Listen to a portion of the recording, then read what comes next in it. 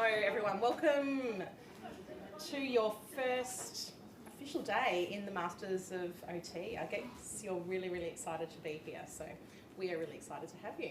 So I'm Elise and I am the course coordinator of the program, and this is Sandra. So I'm the student engagement coordinator and one of the senior lecturers in the program and topic coordinator for Oc Science, as you would have seen my face on a few videos already. So it's really lovely to welcome you here today and to have a face-to-face orientation. This time last year we were online. We did an online orientation. Seems like forever ago that we've had to think about lockdowns, but it was actually, this time last year to pivot to an online orientation. So it's really nice to have you all in the one room. Absolutely. So you'll have us for most of the day today. We have got some of our secondary master students that are going to come and share their words of wisdom and answer any questions you've got. And we've got two of our staff who are not teaching and present on campus today that will pop in as well to say hi. But you'll get to know the rest of the academic team as you start doing your topics next week. Oh yeah, we can say a bit about ourselves. Just thought we didn't need to go. No, you can go first. So just to put some context, I have been working for 30 plus years. I've been with this program since it started. So I was 6 months before we started. I came across into the program and set up the curriculum for the working with children and families, Oc Science, therapeutic communication, and the final topic that you do, transition to professional practice. I started my career in mental health. So I worked for 2 years in mental health, then transitioned into working with children and families, and I've done that for the last 25 plus years. So I started working with a wide age range of children and kind of got narrower and narrower across the time. So the last 12 years I've really specialised in early childhood development, the younger the better, and working really closely with families, and often from really disadvantaged backgrounds. I am an unusual kind of OT because I'm very narrow in the scope that I've worked. Often, and as you would either already know or be beginning to know, there's a huge scope for OT, and many of our staff teach across a whole range of areas because they've got really broad interests and skills and knowledge. I'm a real specialist. I found my kind of niche early and just loved it. What else do I have to say about me? I was thinking about something there.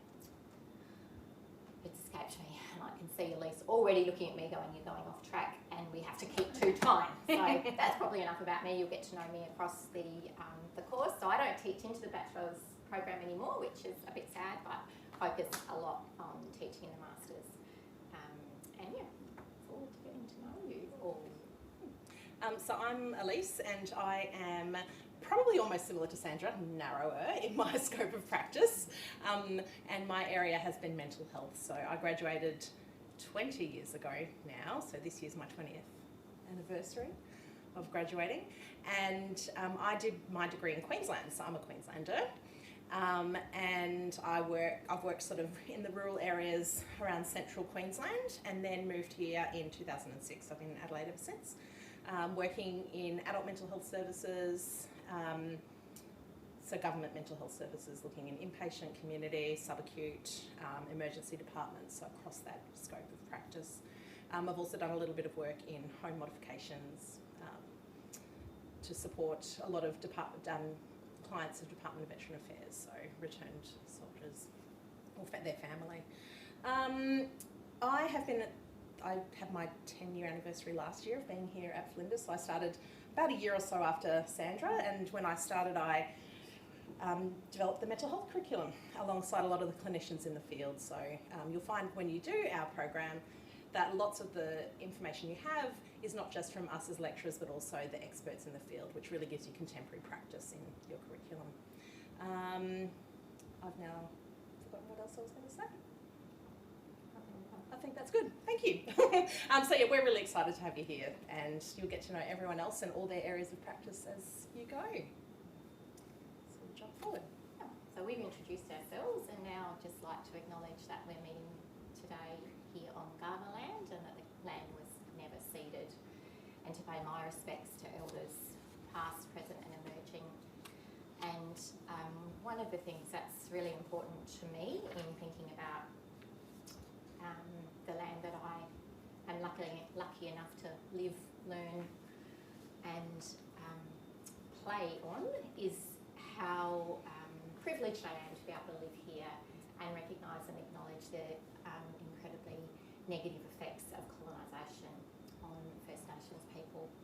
And part of the course and part of our focus as occupational therapists is thinking about how we can understand and call upon Indigenous knowledges and expertise to shape the way that we think, and how we can, as future health professionals, think about ways that we can help to redress some of those inequities that have been caused as a part of the process of colonisation, and working alongside with as allies to our Indigenous peoples.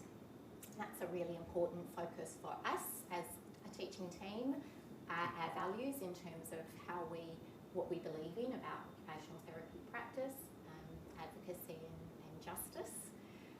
And a really important part of the course that you'll be learning about and hearing about in some intense sort of focus components, and then woven through in the ways that we think. Because what we do is we think about people, we think about the occupations that they engage in, and we think about the environments that they engage in, and we're trying really hard to not take a purely westernised view of that, to think more broadly around that, and particularly again pay respect to First Nations knowledges and wisdom in that regard. For some of you who are not from Australia and may not realise, we also acknowledge that while we're here on Garner land, there are more than 260 different nation groups across Australia. We'll be talking about this more in the interprofessional topic that we do. Elise and I are heavily involved in teaching the cultural responsiveness workshops, and we'll talk a bit more about this, but just pay our respects to the fact that there is more than one land in Australia, and that you will be travelling across these lands. You may be on placements in different lands, and it's really important to acknowledge all of those First Nations people across the many lands in Australia. So, let's go a bit of a...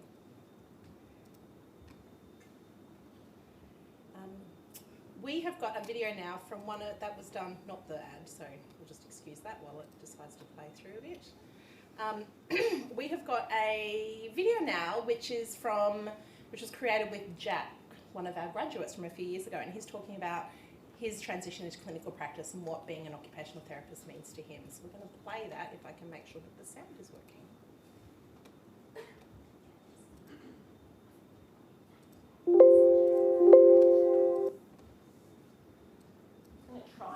Achieving someone's goals is probably the most satisfying aspect of our work. Whether that goal be small or be big and we've worked over it for 1 month or 12 months, it's rewarding because that's what OT for me is about achieving significant outcomes for our clients. My name's Jack Poole. I'm the Occupational Therapy Team Leader here at MPOT. I studied the Bachelor of Health Science, Master of Occupational Therapy double degree. For OT in particular, the Master's program presented opportunities that other programs that were available didn't. We got a good grounding in the foundations of health, anatomy, biology, physiology, that then allowed us when we got to the Master's program to really take the practical applications head on and facilitate the best learning process that we could.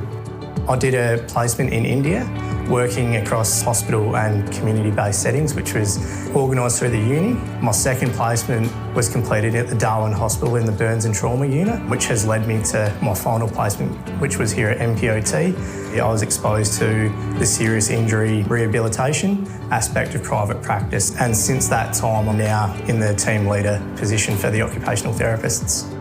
We have been working with Flinders since the very early days of the occupational therapy programme, and we have had a very strong commitment to offering placements to Flinders students, and I'm very happy to say that we do have a solid history of employing graduates. The Flinders occupational therapy students really demonstrate sound clinical skills. They have a tremendous understanding of the functional impact of disability, whether it be short-term or long-term. They do it with good humour, they do it with good grace, they do it with intelligence, and they do it with respect. There's a certain healthy level of optimism about the positivity around OT. It's been a profession that's always worked with people across all continuums of life. I don't ever remember a time in my whole career where occupational therapy had such exciting prospects. The graduates from Flinders not only have amazing opportunities in Australia, but they have international mobility. Taking on a university degree is a big step for any individual, but an occupational therapy degree can open so many doors, whether it be clinical roles, management roles, or even broader roles within the community. So go in with open eyes and willing to experience anything.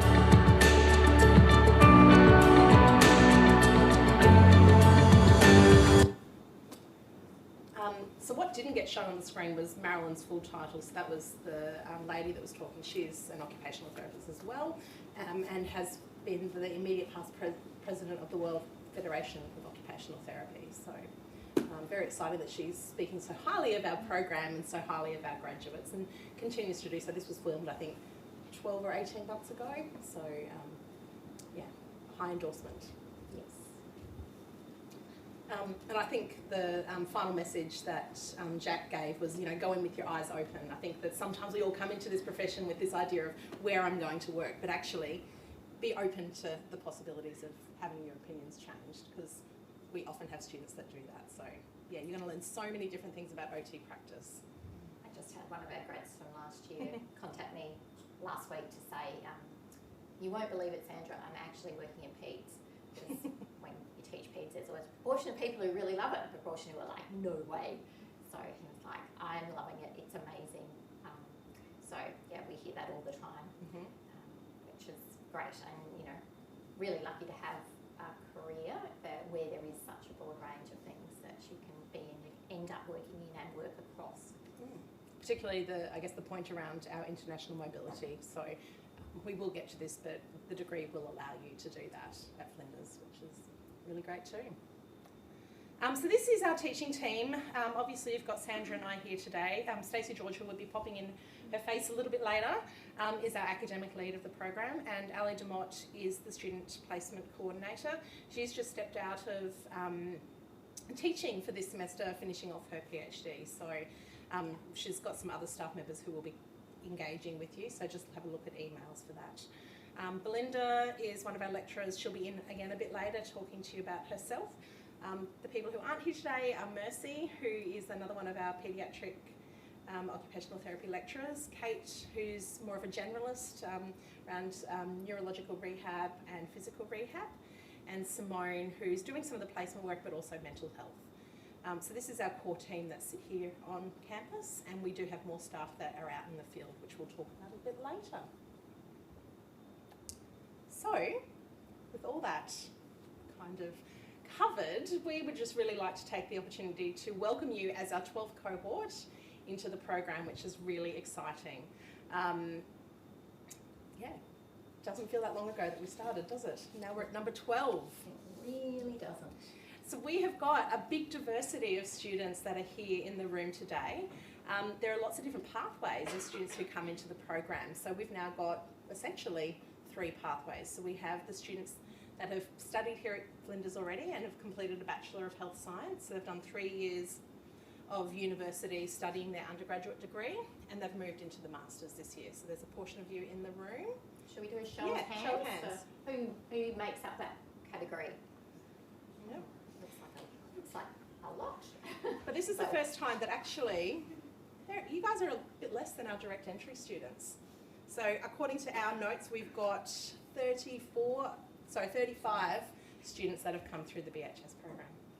And a total of 45 who've come through direct entry. So I think it is the first year that hasn't been either even, or the BHS MOTs have outnumbered. That's the one, not outnumbered the group. So that's really exciting because we love the diversity that comes into Masters, and we are really very used to bringing together people who've done the foundation through Flinders, but also people who've done the other programs into these first few weeks. And so that from probably about week 4 onwards, you will start to feel like you're on the same playing field and start to have that same knowledge.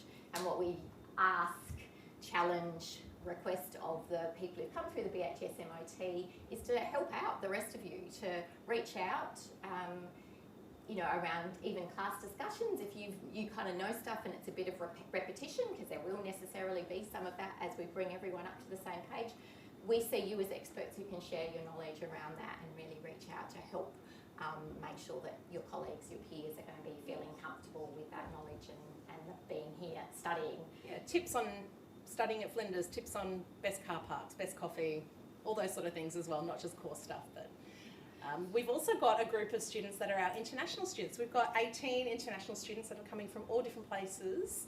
So do our international students want to show their hands? Show of hands. Welcome. It's really exciting to have you. Yeah, so we've got, our numbers at this stage look at like we've got 18 international students that have come into the program. Which is similar to last year. Yes. So there will be kind of a nice group of people that you can connect with, and we're setting up a process for being able to do some connection, because we know there are some unique special challenges to coming to a new country and studying, let alone them studying a complex degree like occupational therapy. So we feel like, we last year's group were probably more the guinea pigs. It was a bit like, oh, there's a lot of you and we need to be thinking about this. And also prior to that, we had international students from probably more similar cultures, a lot from Canada and the UK.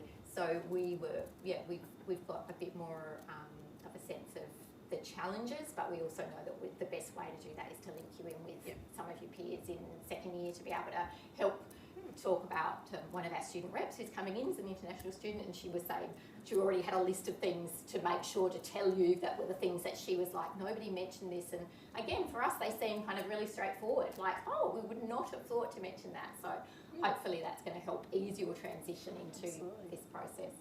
And then finally, we've got students who've done a degree here in Australia, but either here at Flinders or elsewhere. So there are other group of direct entry students. So do you guys want to put your hand up? So there we go. And that is sitting at around 24 of you guys coming into the program. So certainly by the time you get through your first semester, you'll feel completely integrated, and we've certainly been questioned by accreditation around this, and there's no difference in whether you studied here for your undergrad or whether you come direct entry. So yeah. In terms of performance on placements, in terms of performance academically, grades, knowledge, feeling prepared. Yep, by the end of the degree, the mix is totally mixed. So we trust the process and reach out. Because again, it is difficult. It's more difficult if you haven't studied at Flinders. There will be some assumptions that we might make. Feel free, please do just say, I don't know what that means. Yeah. Don't sit there feeling uncomfortable, because you do make up the majority. People who didn't study at Flinders make up the majority now, so you can say to us, we don't know that. What does that mean? How do you do that? And we'll either answer that or say, talk to one of your peers. That will help you out with that. Yeah. But it is really important to take those opportunities to feel as comfortable as you can in these first couple of weeks, because that will help you settle in. And then, of course, we know that when we feel more settled and safe, we learn better. So that's a priority. But we're really excited that we've got a really big group and a diverse group from different backgrounds. That's what OT is all about. So absolutely. We're starting to reflect that much better in the students that are coming through, and therefore the graduates. And we know that's going to be only the best for future clients. Yeah, our profession, definitely. So now that you've heard us speak for a fair chunk of time, we want you guys to start to get to know each other. So we've got some quick little questions that we want to just do as a show of hands. So the first one is, what is your snack of choice? So those of you who prefer sweet, put up your hands.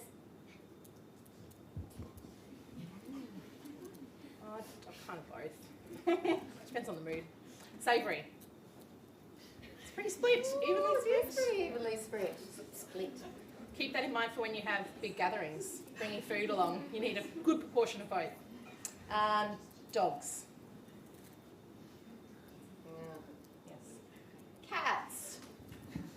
Oh, there's a few of us in the room. Excellent. Nothing at all. Do not like pets. I get Is there one on the shirt. Anyone hate pets altogether or have a different pet that they prefer? Birds. Someone had pet birds that were online showing us a few years ago. That was one of the bonuses of COVID, teaching online, and pets walking across the screen and dogs barking, and we had one person who had a little Corella that sat on her shoulder while she talked to us. So we would all get excited and go, "Was that a cat in your background? Introduce us to the cat." So we don't get that, we don't get that when you're in the room as much. But again, as occupational therapists, we're really interested in everything about people. So yeah, we're nosy. Summer. Who loves summer? Me. Who prefers winter? I don't actually. So for those of you who are from humid climates, be prepared for a cold, wet winter in Adelaide. It's not a cold winter. Yeah, the rain comes in winter here. That was a big adjustment for me. This winter though, last winter was really wet. We have had, with the different weather pattern, we have had some changes around that. But this is the weather we've got at the moment is very typical of our summers. I think last year our international students got a really cold, wet summer, and they were just like, what the heck? This is not what they told us Australia would be like. And then definitely found winter very cold. So now we want to know, where are you from? Who is from Metro Adelaide, here in the CBD area? Okay. Large group. Yeah. What about rural SA? A few? Country people. Ali will love to talk to you guys about that. She's from rural SA. Who's interstate? Grew up. Few of us. Overseas. Grew up. Grew up Born overseas. overseas. Excellent. Yep. So now what we're going to get you to do is what we call speed connecting. So we're going to ask you to grab your phones and either talk about your home screen picture or find a picture you're willing to share. Some of you might not be okay with that. Choose a photo you're happy to talk about. And what we want you to do then, oh my gosh, you're getting into it already. So can you just, wait guys, before you start talking, we actually want you guys, because a lot of you sitting at some tables know each other already. So get up, walk around the room and talk to people you don't know. Introduce yourself to people you don't know and explain the significance of your photo. So get up and move. This is your chance to stretch your legs. I'm just going to pause this for anyone watching. Pause the recording. I'll start again. So the course aims of our program are to prepare students for occupational therapy practice in a range of settings, including rural and remote areas, and to become contemporary client-centred health professionals able to work effectively in interdisciplinary teams. And I think Jack certainly attested to the fact that we certainly do achieve that throughout the degree.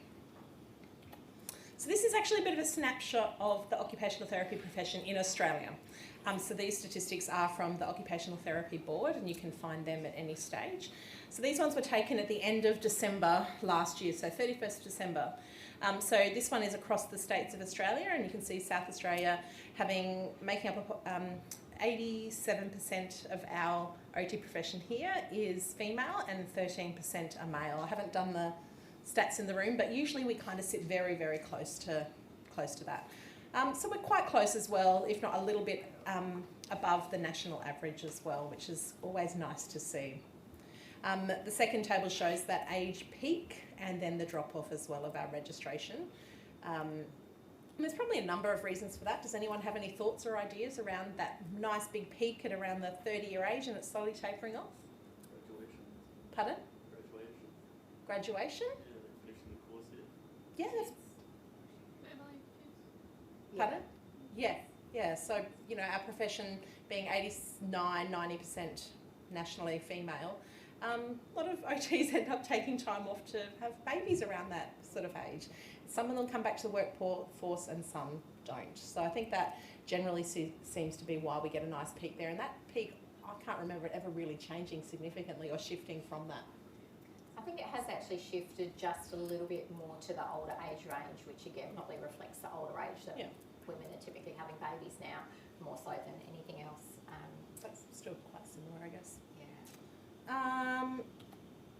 This is then a bit more of a breakdown of around what the numbers are. So we've got 2,327 OTs that are registered in South Australia. I don't know why that one didn't actually change. I think I just missed that one. So there was 2,167 OTs in the previous 12 months. So the numbers have kind of gone up about 160 in that time frame. And what's quite interesting, we did a little bit of a calculation. There was 200 jobs that were advertised at the end of last year. So this number takes into account all the new people that have graduated, and some of them they actually haven't graduated as well. Registered as well. So some of our students don't register straight away. So there's an insane need for OTs out there in clinical practice, and in fact, we're not even meeting the amount of jobs as graduates come out. So that's exciting for you guys who are going to be graduating into that workforce climate. And even with the third program opening, so we now have OT in 3 different universities, and what the total was 160 OTs graduated at the end of last year, which kind of sounds both big and small, but as Elise said, there was more than 220 jobs advertised at that point in time, and there's more jobs coming out all the time. So when I graduated, it was a similar sort of thing. There were just heaps and heaps of jobs. Then there's been a really big slump around jobs being tight, but because of a number of factors, but predominantly one of the big ones being the NDIS, National Disability Insurance Scheme, has enabled OTs to branch out into private practice, which was a very unusual thing for OTs to do probably 10 years ago. Very unusual. And now there are so many private practices, and the demand for services is so great that they're constantly looking for OTs. So they start approaching us, even from April, around promoting jobs for graduates to try and get in early and secure jobs. And you will be faced with a massive choice, which is probably, exciting when we talk about this next year, when you're in your final year. Students do talk about it, also then quite daunting to kind of make a decision. But what it does mean is that you are in a position of power around choosing. So that sort of power shift changes from I just need to get a job, I've been studying for 5 years, I need a job, to what job do I actually want, and what are they going to offer me, and how does that compare to this other job that's there, and how does it compare to this job? So we will also, as part of preparing you for graduating, we do spend a lot of time talking about that idea of transitioning to practice. I know that seems like a really long time away for you now, but it will go very, very fast.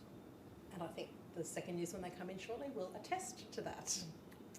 So we've got some unique features of our course that we're really quite proud of. One of them is the lived experience voice. So we really make sure that is predominant throughout our degree, and you will look very early on in the next couple of weeks at a document that our consumer advisory group put together, which is focused around the advice that they, as people who access health services, would give to occupational therapists. And this really helps us shape how we actually see the importance of working with our clients, being client-centred and supporting them. We also have consumers that work with our academic team. They support us in planning some of our teaching, reviewing what we do teach. They teach into the curriculum, and they help evaluate the curriculum. And we've even had consumers now sitting in some of our practical exams, which is really exciting to see that shift and move, because it's such an important thing to have. We also have a big focus on interprofessional practice. So you guys are about to start Rehab 8101, which is interprofessional practice, and that topic is studied alongside the physiotherapy and speech pathology students, which is really exciting. But we also have other opportunities throughout your career, your degree, in 8001, which you're about to start as well. You have a chance to connect with dietetic students around initial interviews, which is really exciting because you get to see what the dietetic students do, and you can explain to them what OTs do. And we've just finished a new module in a second year topic where we've had the Master of Optometry students teach our occupational therapy students visual screening. And so they also have had the opportunity to go down into our Health to Go clinic, which is here on site, and will have their eyes assessed by the optometry students, but also get a one-on-one session around how to do some of those vision screens, which is kind of new and unique, and we're really excited about it. Positive feedback. Yeah, feedback's been really positive about that, but not only are they teaching a specific skill that they have, but then the OT students are talking about the function and how that affects the everyday, which sometimes optometry students don't. They know the technicals of can you see, what do you do, how do you do that, and so there's been these really rich discussions around, but what would you do if someone said this, and the optometrist go, I don't know, we don't think about that, what would you do? So that's the beauty of interprofessional practice. You have your own unique skill set, but you can learn and shape and share with others, which ultimately means that the experience for the client is better and richer. And I think that's what's really exciting about Flinders. We've got quite a lot of allied health topics that are taught here at Flinders. So if you've got ideas of experiences you think we should have, we're always interested in hearing your voice in that too. So keep that in mind. We have great placements, and we have unique partnerships with quite a lot of agencies in the field. So we'll talk about what those partnerships are shortly. But what that really means is that we then employ staff that sit within those organisations and will support you on placement. So they may not be your direct supervisor, but they are a connection to the university to give you that support that you might need. But they also then teach into our program as well, so giving that currency of clinical practice, which is really exciting. And we also have interprofessional practice placement opportunities here. So here at Health to Go, but also at some of our schools, some of the northern areas of Adelaide too. There's a few more that I'm missing. Aged care ones. That's right, aged care, thank you. And these particular foci that we're talking about here are in response to consumer voice around what do we need, so both from clients but also from agencies and experts like Marilyn, who was in that initial meeting. They talked to us about these are the changes, these are the gaps that we might be seeing, this is what we need to be able to prepare graduates, because it's such a changing workforce and the needs of health are so dynamic, and our healthcare systems, our traditional healthcare systems are not coping very well. So there's lots of kind of gaps in the market, and what we're really doing, our job as a university, is to prepare you to be as practice ready as we possibly can. And we have had very strong feedback from our course that we do that, and we do it through these things, that we know these are the things that you need to be able to do when you graduate. So our graduates will typically say, by November of next year, I actually feel ready. And that's the feedback we get. They can hit the ground running, and that's very different to the experiences we hear from other students, and certainly very different from the experience that I had. And you've said, and most of our teaching team said, we finished with a lot of knowledge, but we didn't know how to apply it. It took a good year to work out, how do I use all this? Whereas because you'll be using a fabulous model to the OT practice framework, which is very practical, and you've got opportunities to learn about these things, you will feel ready to practice. I jumped in before cultural responsiveness because I'd already talked about that a bit beforehand, but obviously that's another key thing about being prepared to work in a culturally responsive way, that because that again reflects the nature of the people that we will be working with. The other thing that we're really proud about, and is very unique to our course, is a focus on therapeutic communication. So that doesn't matter how good you are, how many skills you've got in your toolkit, if you can't connect with a person, and if you can't work out, make them feel comfortable enough, ask the right questions, show enough therapeutic use of self for them to really tell you what the problem is, your clinical skills won't hit the mark. So we teach therapeutic communication alongside clinical skills as they go hand in hand. You're developing your interpersonal reasoning as you're developing your clinical reasoning. So not as a kind of sits off to the side topic, but as this is how you get to be the best therapist you could possibly be. So Elise and I have designed the course to incorporate this in a range of ways, and we're actually doing a research project around gathering data about that too. We've done some pilot data which has shown the effectiveness and the value, and we're now doing some formal studies that follow students through the course, through the 2 years of the course, but then through placement and then through their first year of practice. Because anecdotally, our graduates tell us all the time that therapeutic communication, their ability, and when I'm talking about therapeutic communication, it's about the ability to connect with someone when they're experiencing big emotions. So not just the basic communication, which pretty much all of you are going to have fine, but that level of what do I do when someone's upset, angry, frustrated, not cooperative? How do I build that connection with someone who's more challenging? So our graduates tell us all the time, without us, it's the best thing they did, and it's what makes them stand out in the field, is that ability. Yes, they've got great knowledge, we're very proud of that, but they also know how to apply that in the tough situations. So that's another unique aspect of this course. And what's kind of interesting is translating those skills to supervisors who supervise you on placement, and how can they use these skills as supervisors themselves. So there's lots of translation, which is really exciting. We've won some awards for it, which is really great, and presented at some conferences, so watch this space. Yeah, so again, our commitment to cultural safety, which I started talking about earlier and will keep talking about, because that's the importance of, again, not seeing some of these things as kind of off to the side. Oh yeah, I get that. But actually, why is it important, and how does it relate to your everyday practice as an OT student and an OT? So we are really, our learning outcomes often will reflect these statements that are on here, because we know that if we don't set out explicitly to teach things, they can get missed. And we have assessments that also reflect that. But really it is about that second point about understanding Aboriginal and Torres Strait Islander people's experiences of occupation, health, wellbeing, and how that influences their occupational engagement, and what are the different ways.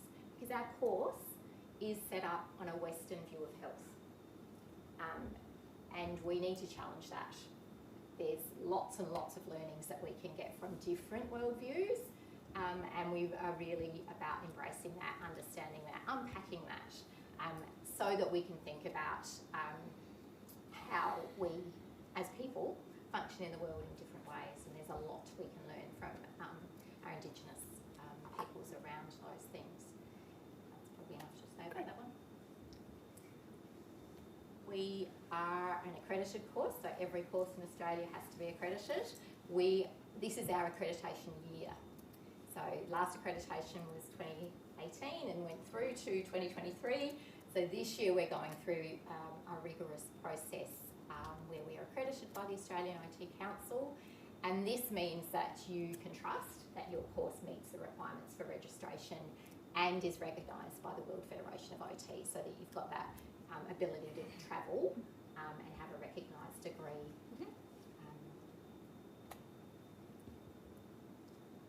Is that me? Yes, that's you. And we also are held accountable to Australian Occupational Therapy Competency Standards, which were revised in 2018. So all OTs, so you as students, but me still as a practitioner, Elise, all of us as OTs practitioners, have to abide by and ensure that we meet these standards, because that's how we ensure the competency of the profession.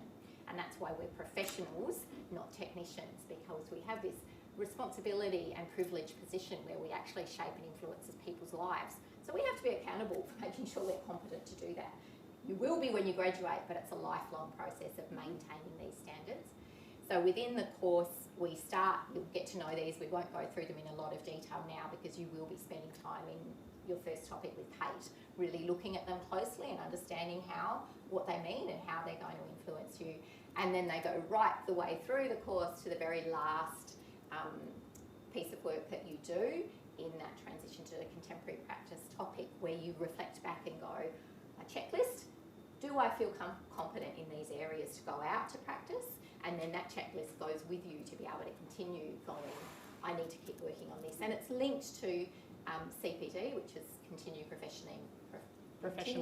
professional development. So we all have a responsibility to do 20 hours of CPD for your registration. To maintain registration. So it's that idea of lifelong learning. Yes, we set you up nicely. You can also look in the back of all your topic booklets and you'll see how everything that we cover in the degree maps against that. So not every single topic is going to hit every single one of those learning outcomes, but if you pulled all them together, you would see that it's actually all ticked off across the course. So have a look in all your topic booklets as they come available.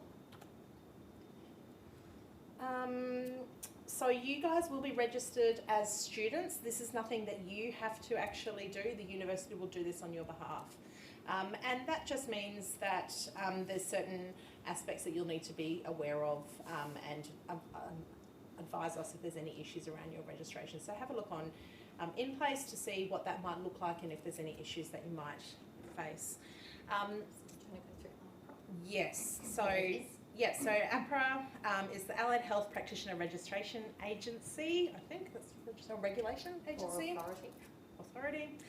Anyway, APRA is who registers us as, who we register with as occupational therapists. So every year when you graduate, you'll need to pay your registration, and this means that you can practice as an occupational therapist. They have lots of different roles. I think the big thing that you just need to be aware of is that when you graduate, you will need to apply for registration with APRA, and you'll need to meet certain requirements. So one of these is around your English language requirement. So if that might be something you need to think about, and their requirements are a little different to what the university requirements are, so check out and have a look how this will apply to you. Another one is around fitness to practice, so things like physical issues that might impact you working, or if you've got a criminal record, for example, there's certain things that you'll need to tick off saying you do or don't have. And there's other requirements about living overseas. So again, this is stuff that you'll need to look at, but it'll be revisited when you get into the second year of university. Do encourage you to all go onto the APRA website and have a look, because if you've got things that you need to provide or be aware of, it's better to be aware of it now. Yes. So that your registration isn't held up.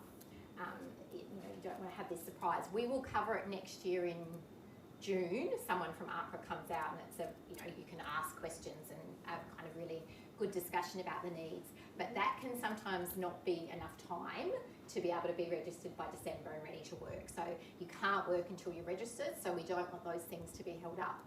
So it's really clearly spelt out what you need to do, and rather than us what evidence you need to provide too. Yeah, and people have got caught up when they've lived overseas for more than 12 months.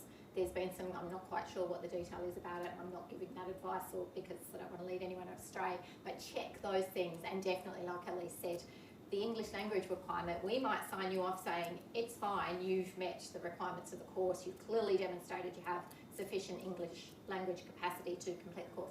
APRA apply a different standard. And their standards are higher than the IELTS, that if you did IELTS or whatever the English language degree equivalency you did, thank you, their APRA's requirements are higher than getting into the university program. So please make sure you check that out. We've had students that have gotten caught up with that, and that's held back their registration. So yeah, we can't stress that one enough either. Yeah. Have a look, see if it affects you, and then you can either put it aside and go no, or go, oh, I better call them and have a chat about my personal circumstances. Absolutely. So they do offer personal advice that, like, they're very helpful. They want you to get registered. So the best way is to check that out. And you won't. I often get emails from students who are working as an allied health assistant who need to show their registration with APRA. That's not something you actually need to do. So this is just something that you need to have for your degree here and when you go on placement. Our employment outcomes, we have very great employment outcomes. It looks a little bit lower than what it normally does for our 2022 graduates, sitting at 71%, but we know some of those students have jobs and they just actually haven't emailed me. I've had about 4 emails overnight of people who have got jobs. So usually by April, we're sitting at 100% of our students graduated. There's some that actually aren't ready for employment. Sorry, they're all graduated, employed, I mean. We've had some students who are actually off travelling and not looking for employment at the moment. So we have students that work across all areas of health. So we have students that do, a lot of our students are actually successful in winning the new graduate positions at FMC, which is Flinders Medical Centre, RAP, which is Rehab, Aged and Palliative Care, which sits next to Flinders Medical Centre in Carlin, which is our Central Adelaide Local Health Network. So that includes like the Queen Elizabeth Hospital and the Royal Adelaide Hospital, Country Health SA. Which is absolutely not called that anymore, but... No, it's called the Rural Health Network. Yes. We need to change that. And NALA, so that's the Northern Adelaide Local Health Network, so the LULMAC and Modbury, thank you. But they also are winning our mental health internship positions. So certainly our students really dominate in being successful in winning a lot of those positions, which is really exciting to see. But also winning some very great private practice positions as well, and I guess testament to the work that you guys put in and the experiences that you have across your degree. We've had students that are employed across South Australia, but also interstate, West Australia, Victoria, Northern Territory. I think we've had a couple that went to Queensland the year before last, in metro and rural areas as well. So that's very exciting.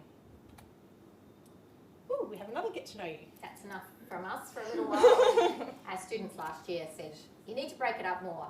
So we've taken them at their word. We're going to talk less and you're going to have more. It's more about you being able to connect with each other. So we now want you to talk to someone different, people you haven't spoken to before. So find somebody new. Stand up, and we're going to give you 5 minutes and talk about either what is your experience with OT, how you got here in this degree, or where do you think you might like to work when you graduate. 5 minutes. Go. Move around. You think we'd learn? Okay. So, back into some more information. This is our course structure. You guys should have all seen it in the information package that I sent out. We've got first and second year, so as you can see, we've got lots of coursework that happens in the first year. First semester, you come back into second semester with 2 topics, so Info and Tech and OT Practice 2, and then you go on an 8-week placement. Come back into second year with 2 topics, doing your second placement, your third placement, and this transition to professional practice topic. So it's a busy 2 years. This is probably a better description of what it is going to kind of look like. So in here, the green is when you're here in coursework. The blue is when you're out on placement, and the white are your breaks. And we had a bit of a look at those breaks, and it actually isn't many. But we did the calculations, and in second year you've got 4 weeks, and we were like, well, that's actually just preparing you guys for working. You'll only get 4 weeks a year. Welcome to the world. So like, it's okay. Yeah. You do get a bit more of a break over December, but don't go thinking it's like, you know, undergrad break of 3 months, kicking your legs up, sitting on the beach. It's 6 weeks, guys. So back to high school. 6 weeks, because you are coming back in what is called week 0. Even though it's called week 0, it absolutely is face-to-face classwork. We have this recorded. We're going to say it again. Don't plan a long holiday between... Don't plan a wedding. Don't get anyone in the family having weddings. You are back in class on week 5 of the year. Explain to your family, international families, that it's 2 years you've got to focus on, because we've got caught this year with some people and they've missed actually 3 weeks of coursework, and you cannot afford to miss 3 weeks of coursework in this course. No. So we tell you really clearly now, if you've got any things that you're thinking, but maybe that could work, talk to Elise and she'll either say, yeah, that would be all right, or no. And I know a number of you have already done that with things, because often with big events, you know, you've got a bit of warning for them. But really important to tell your families, I think, particularly for the international students, because there's often a pull to come home and to do things and to get, you know, to be busy, which is totally fine, but just understanding it isn't that really long break. It is only 6 weeks, and you'll hit the ground running in mid-January, and it doesn't stop until December. And that's how you do a master's, a fabulous master's, and we'll graduate with amazing skills and capacities in 2 years. Yeah. It's hard work. We're not going to pretend it's not. And you actually get more breaks than the first cohorts did. So we changed a few things around as we've gone to get the right level of when the breaks were. So people in second year used to go from those 3 weeks of exams straight into placement. So we've brought in those breaks based on feedback. So you've got a break before you start placement 2, at the end of placement 2, before you start placement 3, the end of placement 3. So they're nicely planned out for you. I know they're a week, but it is good, particularly for those students who are travelling interstate for placements. Or rural locations. Maybe they want to have a bit of a chance to see the scenery. So we do have those breaks, and that's what they look like. So you are aware, this is on the web page, on the flow page for you. It is on the placement page, so yes. And none of our topics are semester-based topics. So that's when you get the mid-semester breaks and the end of, what you've done with our undergrad. None of our topics are semester topics. They're all non-semester topics, which gives us the flexibility. Start early. Exams won't be an exam week. Breaks won't match up with the uni break. So again, if you've got people who you're in your life who are also studying, just be aware of that. Sorry, what's the TPP project? We will get to that in a bit, but that is your final project that you will be doing at the end of your degree, and that's your presentation for it as well. It's very, very exciting and quite unique. So it counts as placement hours. And again, we didn't put that in, did we? That's another unique factor of our course. Oh, it's coming up. Okay. Do I not talk about it No, now? don't talk about it now. Okay. Don't spoil it. Don't spoil the fun. We'll follow the slides. We do get distracted. This is the teaching semester. It kind of looks like this, but I know it changes and shifts and moves. So this is kind of what your first week looks like. So we know that generally you don't have much teaching on that Wednesday. Depending on which prac group you're assigned, you've either got the Thursday or the Friday off, depending on the weeks, with IPP happening on the Monday and Oc Science on the Tuesday. So I know Sandra's gotten in touch with you because we've had to shift around the practical classes a bit. The main reason is around trying to get diversity across the prac classes, and that really does help with your learning and understanding and integration across the cohort. Kate will have to do the same for the Thursday and the Friday. So we're going to have to shift those out. We've got one class that's got 4 people registered, so we do have to have some movement because 4 people in a class, it's just not going to work really, is it? So if you've got if there's a massive issue, massive clash, if you get moved from a Thursday to a Friday or vice versa, can you please email me today? Because Sandra and I will be looking at 8001 this afternoon, and we'll have a new class schedule posted out on Flow. And similarly with 8002, we've done as I mentioned in the video that I did, we've reallocated people based purely on numbers and getting that mix. Some of you have already contacted me to say that that didn't work for you, and that's totally fine because I know the 3 till 5, if you've planned work or you've got kids and commitments like that, I understand that's an issue and we will do our best to address that. I've been able to do some quick swaps, but I do need call out for people to swap. People who don't have those reasons, who would be able to swap into group 3, which is the 3 till 5 on the Tuesday. That also swaps to the Monday. Remember that one. I do need a couple of people to volunteer essentially to swap out so that some people who've got caring responsibilities and can't do the 3 till 5 could swap back into that workshop one. So if you can email me or approach me in the break to say you're willing to do that, that would be fabulous so that I can just do a direct swap. And we won't, that's just, sometimes we just need to do that. You're probably used to being in courses where when you enrol, that's locked in. That isn't the way it works here. As you've been through the enrolment process, especially for 8001, it's a nightmare. There's so many things that you're trying to, And IPP. And IPP, yeah. So many things that you're trying to do, and then we get the numbers and go, okay, we've got, for IPP, there's only OTs have ended up in this group. That's not going to work for an interprofessional topic. So we do have to do some of those juggling around. We absolutely get that that's frustrating for you and you've planned your timetable for reasons. So we are very open to be flexible and have that discussion. But on the other side, we really appreciate people who will be willing to be flexible if they don't have genuine reasons to that mean that they can't swap. That kind of works really well for just making this all happen. Yeah. And we will, this kind of check your timetable for time, location changes means the timetables, the topic timetables that we put out. So you've enrolled, but that timetable now becomes kind of less important. It's every topic will have a topic booklet and a weekly schedule or a topic timetable. They're the ones to follow because that's where we will do the, we find out we're in a room that doesn't fit enough people, or there isn't recording capacity, or all sorts of things that are beyond our control. So we do have to do some of that. We really try our best to minimise it, but it will have to happen across the time. So we will always post announcements on Flow and update the timetables, but just getting your head into the fact that the topic timetables are the ones to check, let go of the university timetable now. Yeah, and I get that that's different to where you've So it'll be quite clear. You'll be given group A, B, C, D, or 1, 2, 3, whatever the allocation is, and then you'll be allocate. Then you'll just look at the timetable and see what group and where that room is.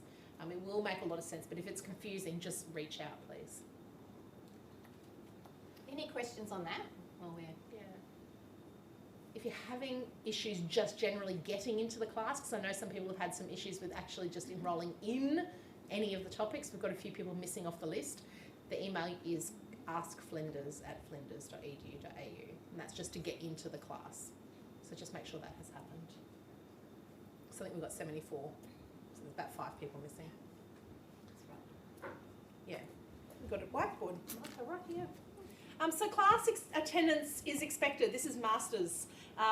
We expect you to be coming to class. Obviously, if you're sick, we do not expect you to be sick in class. So you need to be quite smart around that, but we do need you to be coming to all face-to-face classes and all online live classes. There's not very many of those, but we do need you to be there. So probably 95% of our lectures are pre-recorded. So you've got it in your timetable. That's just to show you that you've got a time to watch it, but you can watch them at any time. So the lectures are usually pre-recorded to watch in your own time at, I don't know, half speed, double speed, 1.5 speed. For me, apparently. Yeah, I think half speed for me. So whatever works for you. I listened to myself at double speed the other day and I was like, I don't know how you do it, but students always say, you talk too slow, we do you at double speed. Talk with pitch and modulation and tone deliberately planned. But yes, I've got Not used appreciated. to the fact that I'm double speeded. So yes, you don't have to actually be here unless it says on your timetable face-to-face come in. And I guess the reason we do want you to be coming into class is that this is a chance for you guys to start to learn about the profession, learn about the skills and the knowledge that we're going to be teaching you in class, but also learning some of the skills that will actually be beneficial when you do start working. So these would be some of the skills that we would talk around self-management and around communication, around time management, around problem solving, and these are the things that we've learned actually in a way happen without us really knowing. It's the stuff that you start to learn around the culture of the profession that isn't picked up in an online class. So I know lots of you guys, having been the group of students that started first year, for most of you in a COVID world, this is going to be a shift and a change to coming to class, but it's really important that you are coming to class to engage in the program. And we're going to talk about our values for the course in a minute. Yes, we are. But also these are things that are actually assessed on placement. The first 2 domains of the assessment tool that is used for all OT students across Australia really focuses in on professional behaviours and self-management. And you're going to be going through this with Kate really kind of clearly. But they're the things that often trip people up. Mm-hmm. They might be really good at being an OT student with clients, but they're not coming on time. Not communicating clearly, not being able to mix with other people in the tea room, which again are, like Ellie said, they're not skills that you gain if you've been learning online and choosing to, I won't put my camera on, I'll drop out of that group, because you're not really accountable for what you're doing. Yeah. So we will be kind of pushing you on that, and we hold some of those expectations quite highly around, there is a reason we design the course the way that we do. And we know that students who choose not to do that end up not doing as well on those first 2 domains on placement. And it's not just from our university. We actually had a symposium nearly 2 weeks ago from all 3 universities where this actual same issue arose on all 3 universities. So yeah, we want you coming into class to develop those skills with us. Obviously, there are exceptions, so people do get sick. We don't expect you to come if you're sick. We don't want you to come if you're sick. Absolutely not, please don't. So if you can't come to class for whatever reason, email the topic coordinator of that topic. And we will try, where practical, to have alternative work or to record the session. But as you've seen, even here, we keep forgetting to press start. But you know, we can't guarantee also the quality of this recording. So we can talk here, but we don't know if it's actually working properly or not. So we can't use it as a reliable substitute for your learning. And a lot of the stuff that we do is quite practical. So actually doing it online just won't work. You can't learn how to do manual handling by watching it. You need to actually do it. So yeah, while we do have some makeup work, it's not going to be, I wouldn't rely on it as being the best way to learn these skills. We will help students who email us and communicate us. So if you email saying, I'm really sick, I can't make it today, some students have already done that for today, for example, we'll absolutely help you. We'll make sure that, you know, if you really are stuck with something, we'll meet you.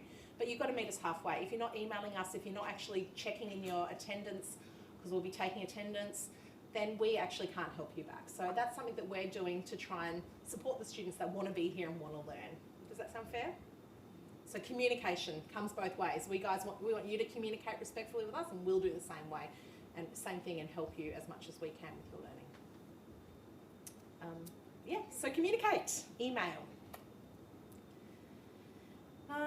So I think this has probably covered most of that around attendance, participation. So when you're coming to class, making sure that you're participating, there will be small group activities. Yes, it's a health degree, there will be role plays. So making sure that you engage in those role plays as well. You'll have opportunities for simulation. That's coming up in, I think, week 2 or 3 of IPP. So use these opportunities to learn these skills. It's scaffolded into the degree so that when you go on placement, you're ready. When you graduate, you're ready. So engage in all those activities in class. Make sure you do your reading and prep. We're not doing it because we're awful people that want to make you read lots and lots of information. We assume you've done the work when you come to class, and if you haven't, it won't make the best use of your time when you're in class. And we don't want to have to explain lots of things that would have been covered in that prep. And you'll have that horrible feeling of sitting there going, I don't understand what's going on, and everyone else seems to do. And then that is a really awful feeling, and that doesn't build that sense of engagement for the next time and the next time and the next time. So we really encourage you, again, if it's too much for you or you have a week where you can't do something, reach out to us, because we are incredibly helpful. Absolutely. And we are occupational therapists. We're all about supporting your engagement in the occupation of learning. But we will only do that, as Elise said, with people who meet us halfway, because we don't have the time to chase people who aren't going to. You know, this is masters, you've made a choice to do this. We want to put our energy into really teaching you well, not going after people who haven't, you know, shown that same respect for us. Yeah. So again, a little shift from previous years, and while it probably feels like a bit of a big cohort, and it certainly does for us, the classes are small. So if you're not there, it will be noticed. You're going to be in tutorial groups of 14, some weeks it'll be that low because it's depending on the skill, but usually around 19 for 8001, I think about 24 in your topic.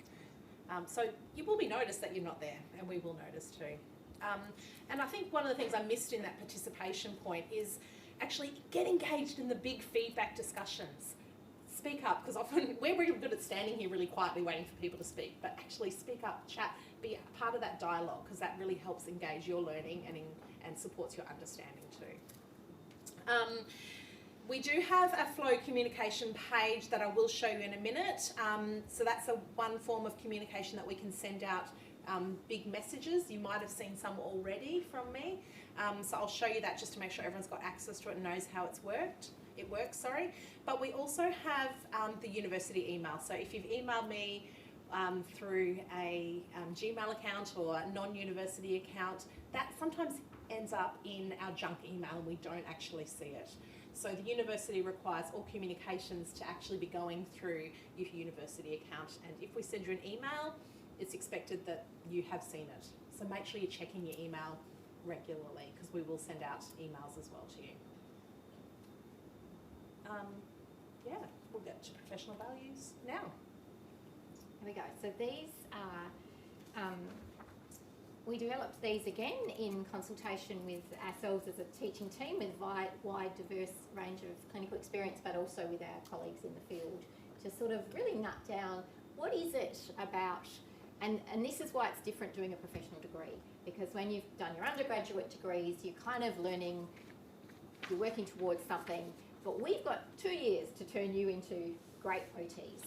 and our reputation's on the line if you're not great OTs. So we're really invested in this process. We want you to be good. So we've kind of gone, to be able to do that, some of the things that we do in class that might have seemed kind of teachery and kind of, roll your eyes, why do they do that? We wanted to make it explicit the reasons why, and we've talked a bit about that relating to the professional behaviours and self-management components of the assessment tool for placement. So we've kind of nutted these out a bit around what's important as a professional value for being an occupational therapist, and then linked that back to why that's important to being a Masters of OT student. So respect is obviously a really core part of that. That's respect for yourself and for others in your learning environments, but also the teaching team. You know, if I send you an email, if you've asked me to do something for you and I send you an email saying, yep, I've done this, it's sorted, it's respectful to say thanks. Or, you know, people can say, there's this big problem, blah, blah, blah, blah. We know the panic emails, this has gone wrong, blah, blah, blah, blah, blah, blah. And you go, okay, we'll look into it, da, da, da, sorted. And then in your mind, it's like, great, good, done. But in my mind, I'm like, was that okay? Did it work? Is it all right? Can you now access it? We're left with that sense of, we work really hard to support you. So just thinking about those kinds of things. And again, on placement, if you don't reply back to your supervisor, they will consider that unprofessional. So we're trying to mirror these kind of things around going, the reason we go on about it is because that will set you up to have good placement experiences and to have a good work ethic related specifically to OT practice. So that sort of also means, you know, not coming late, because you saw today, and no judgment here at all today, because we know how hard it is to find parks and place and whatever, but you're stuck in that thing of, do I wait, do I not wait? How long do I go? Just as you start, 3 people walk in. You know, it's just, and it affects everybody else's learning. I'm getting better. I went to a training course with a fabulous OT, and she just was like, my policy is I start on the dot regardless of if there's 3 people in the room or not. And I was like, oh, I really don't do that, because lots of people came in late and she's just talking on, la la la, but the next break, people didn't do it. So I've been trying to be tough and do that. I don't do it very well. Because I do try and be respectful of, oh, I know, you probably, the coffee line was long, la la la. But it does affect, we've only got 50 minutes in a session. We've planned to use that 50 minutes really well. So that's a part of showing respect, turning up on time. Sending a message if you're running late. We know things happen, but sending a message. Again, on placement, can't stress this enough. Not turning up on time is a massive red flag. And we get this on that first placement you do, observation placement. Last year we had so many supervisors saying to us, what is with your students? They were late. And we're mortified, because for us that is a sign of respect. You don't turn up late to placements. And you know, you need to apologise if you come in and you're late. That is a big deal. Sometimes there's cultural differences around that, so that's something that we'll talk about with the international students around expectations about punctuality. But that is a really important thing to be aware of, and that does. You might not think it relates to respect, but it really does in this context. Advocacy. So we are all about advocating for justice, and we'll be talking about in Oc Science the difference between social and occupational justice and how that looks and what our roles are as advocates. So we'll kind of cover that a lot in Oc Science. I won't go through that. Responsibility. So just like all of us, Elise and myself, we have to take responsibility for our own learning. We have to meet the requirements for ARPRA every year of our working lives. So we want, again, you need to be understanding this idea of responsibility for self-directed learning. So preparation's there, you need to look at it, you need to do it. I totally get skimming over something and going, yeah, that's enough.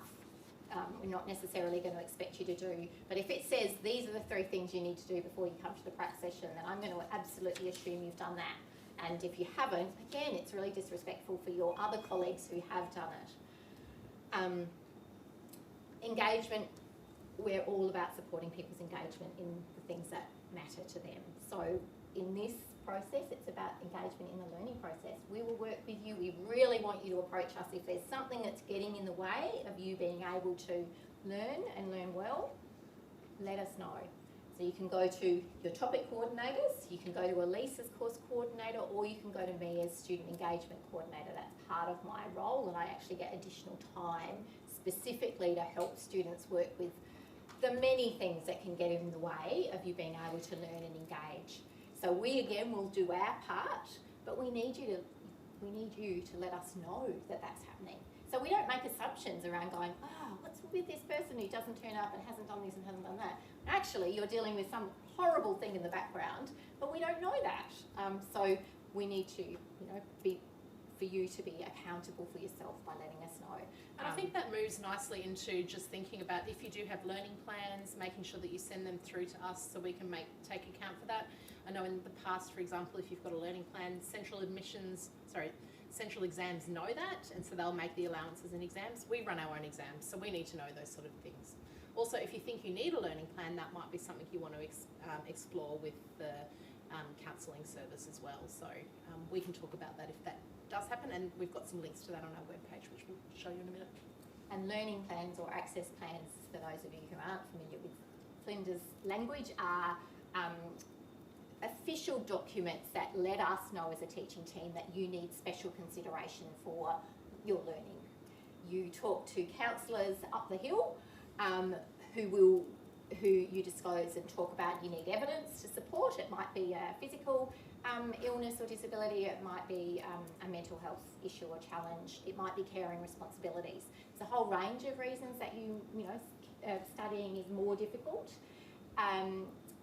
You have that discussion with them. That's confidential. We don't need to know the specifics of what's going on if you don't feel comfortable telling us, but we need to know there's something going on. So the learning plan is one way that officially, so it's a piece of paper that gets emailed that you can provide to us. And then we can take that into consideration when we're making adjustments for, it might be that you need extra time to do assignments, or you may need extra flexibility with extension requests.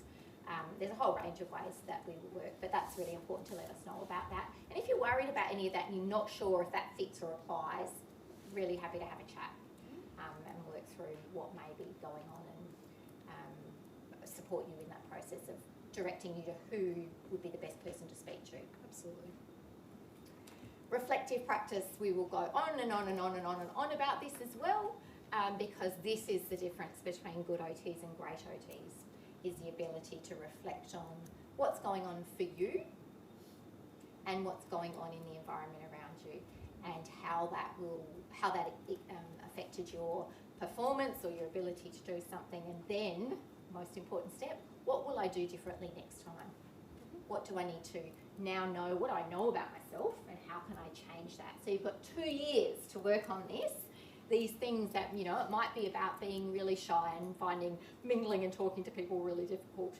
And that's totally fine, but how are you going to work on developing that skill and capacity over the next 2 years, so that when you're actually working as an OT and you have to mingle and talk to a whole range of people, that you'll feel more confident to be able to do that.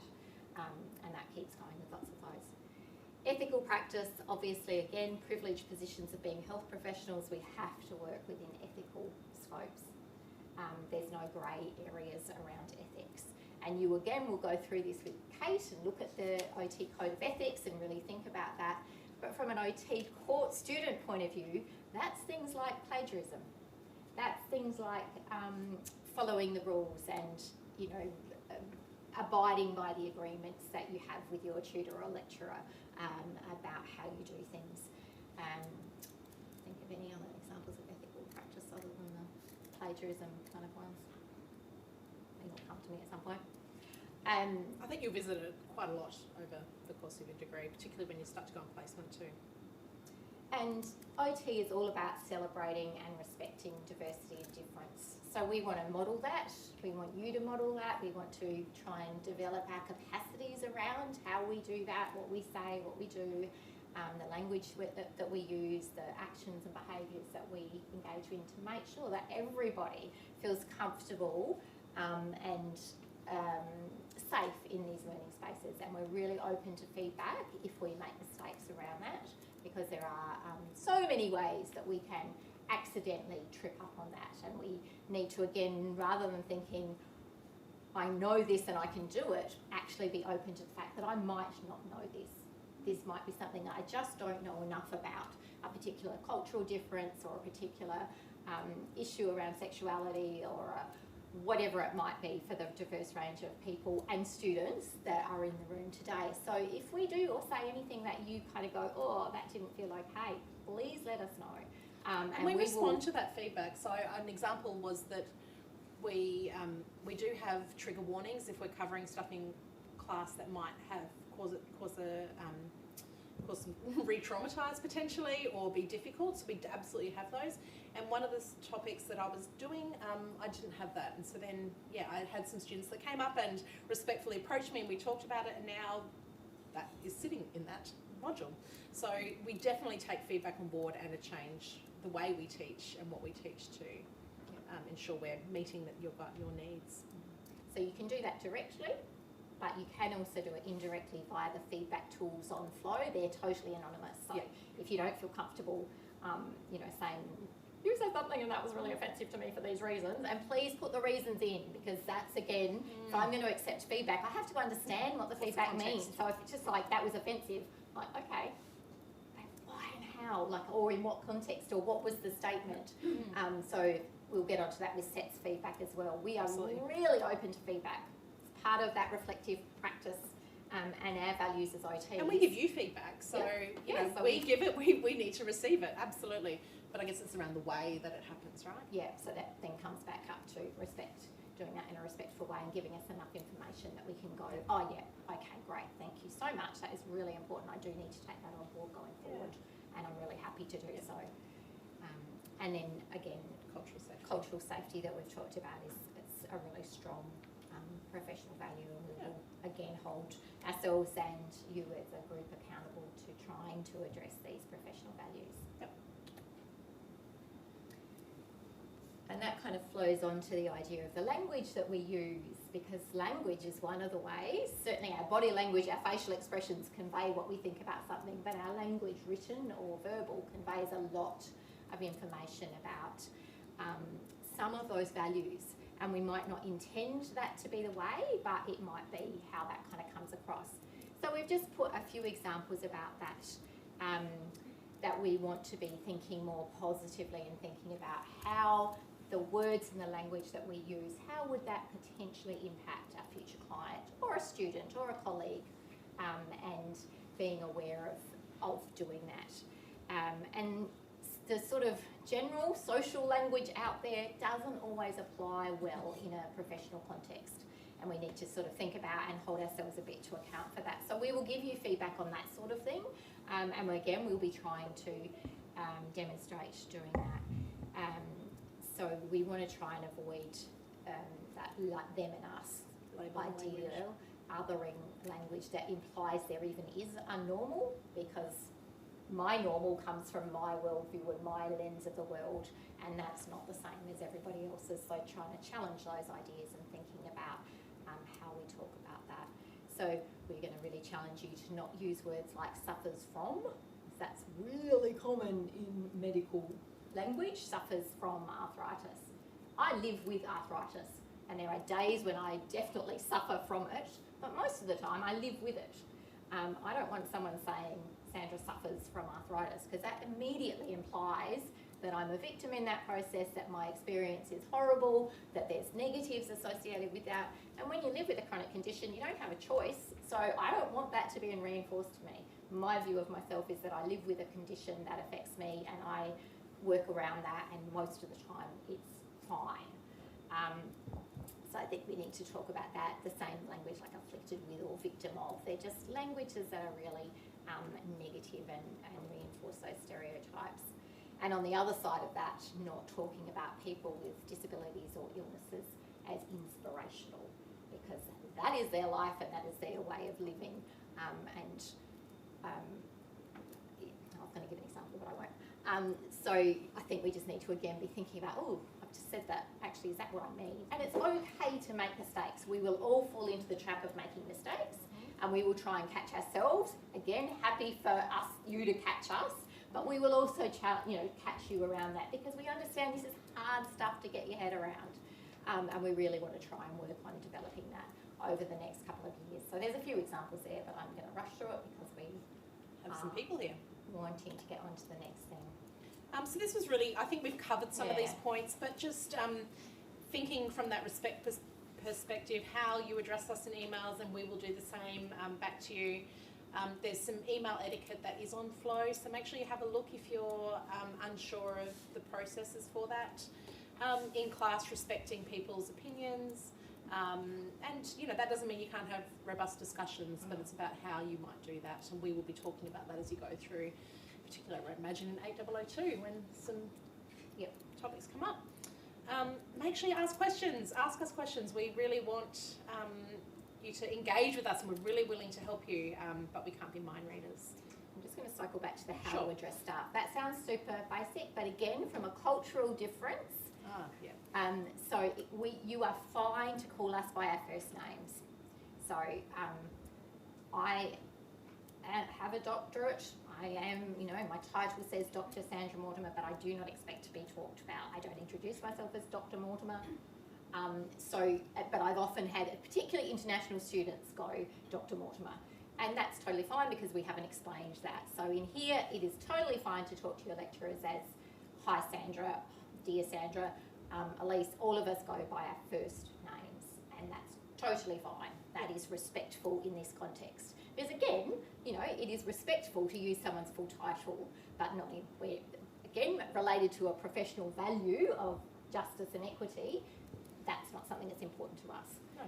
So that's, fine to use our first names. That's probably the main one that we've come up. And I think,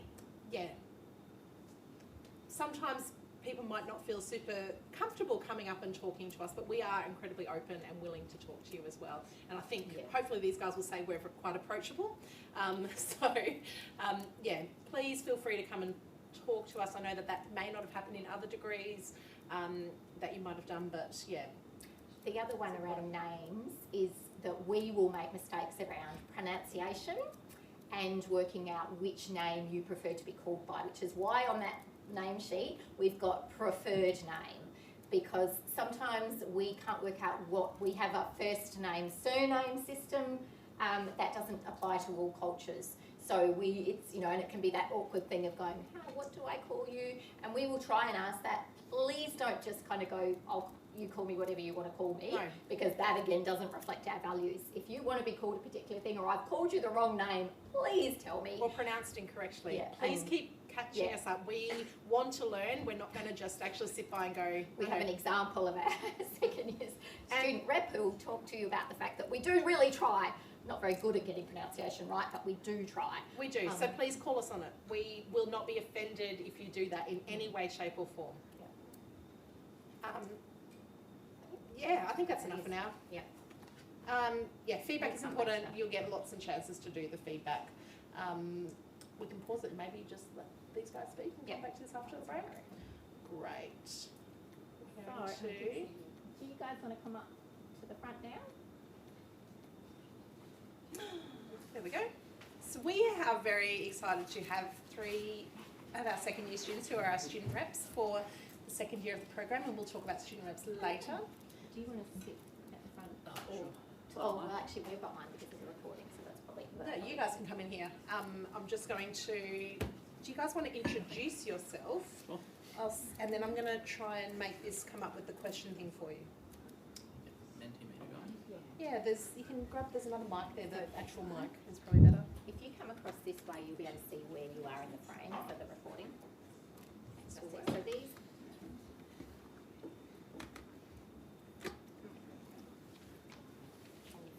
This one records, picks up the sound as well, so if you want to stand closer to that one. You go here and then on this end. Cool. How you guys doing? Yeah? Brains fried yet? Yeah? A few S's? Had any breaks yet? We've had a few breaks on your suggestion. Nice. Chatting breaks. Yeah. Actual No breaks. coffee yet. Yeah. That's after this, isn't it? Yeah, I'm a big break advocate because I have a really short attention span, as these guys can attest to, so take the breaks you need. My name's Dayan. I'm one of the second year reps. Yeah, I'm Saumya. And I'm Jenna.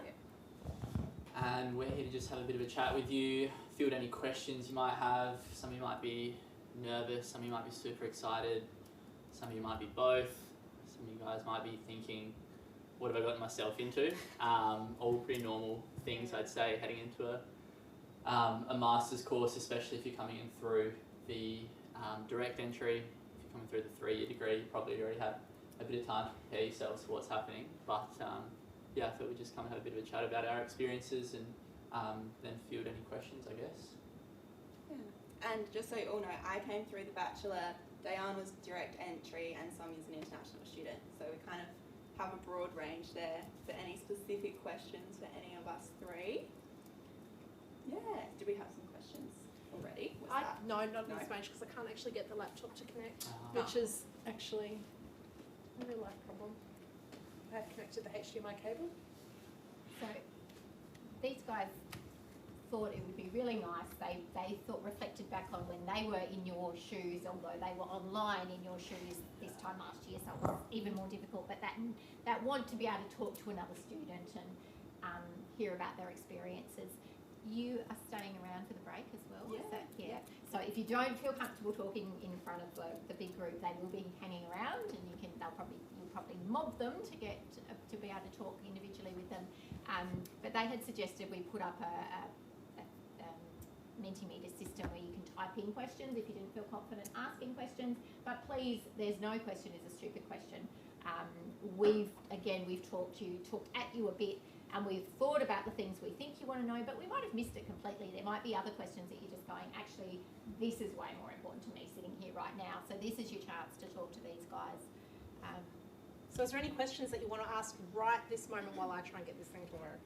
Is the parking free? No. No. Oh, I yes. reckon it is, yeah. Well, you're probably yeah. sitting here panicking, am I going to come out to a fine? No, it's free for this week. No, free for this week. But I think most of us jumped on like a yearly, well, not everyone, but most of us jump on like a yearly or half yearly because you normally wrap up by kind of October. Yeah. So then you're on placement and a lot of you will be around here. But if you're at the medical centre, then having a full year parking permit's pretty handy because then you can just walk across through there. So yeah, sort your parking out and then you don't have to worry about it. Do you recommend it? Carpool and Yeah. save money if you can. I park on like a side street and then walk in, so do whatever. Which side street, Jenna? Oh, No, you stop. don't have to say it. Look, just go for a walk for like a kilometre and then you'll find my car parked there. But yeah, if you can carpool, things like that, just make it easier on yourselves or get a permit and then don't have to worry about it too much. Because what is it for the permits for students? Maybe $150 for the half year one this year. Full year one a bit pricier, but the Student Association gave everyone a little rebate last year, so hopefully they do the That's same. nice. Yeah. But yeah, for me it was just like a set and forget thing. I'm not going to sit there and get to 10 o'clock and realise I haven't pressed start on my parking permit or something like that. So yeah, personal choice, I guess. If you do want to know the side streets, come and talk to me. I'll look it up. So I don't know it off by heart, but I'm willing to share that secret. You might not get a park then, Jenna. Yeah, maybe not. Maybe not. It's like the, I managed to get it working. I don't know what I did. and you can just Google Flinders parking and they take you through really clearly the rules and regulations about the different types of parking. So if you want to jump on and type any questions in, they will come up if you like. If you've got your phone, to go to menti.com and use the code. Better get used to using Menti. Gets used heaps in classes. But while it's coming out, I guess maybe I'll ask you guys some questions. What's some things that you maybe wish you knew this time last year before you started? I think something I was thinking about on the way here actually is about balance and about uni and work and competing demands and self-care and leisure. And I think what I found is in this course, because it is OT, that's celebrated. And so, yeah, it's actually really good to have that balance, and the teaching team have a really good understanding of how important that is for our health and well well-being. So yeah, it's just good to know that it's so celebrated and respected to have that balance and do the self-care and prioritise different things at different points. Yeah. What about you, Salma? Anything you wish you knew this time last year? Yeah, it's like when I joined, I was like very clueless of how international students will be accepted. I can see some of my people from Manipur, so I'm happy to see them. Welcome, guys.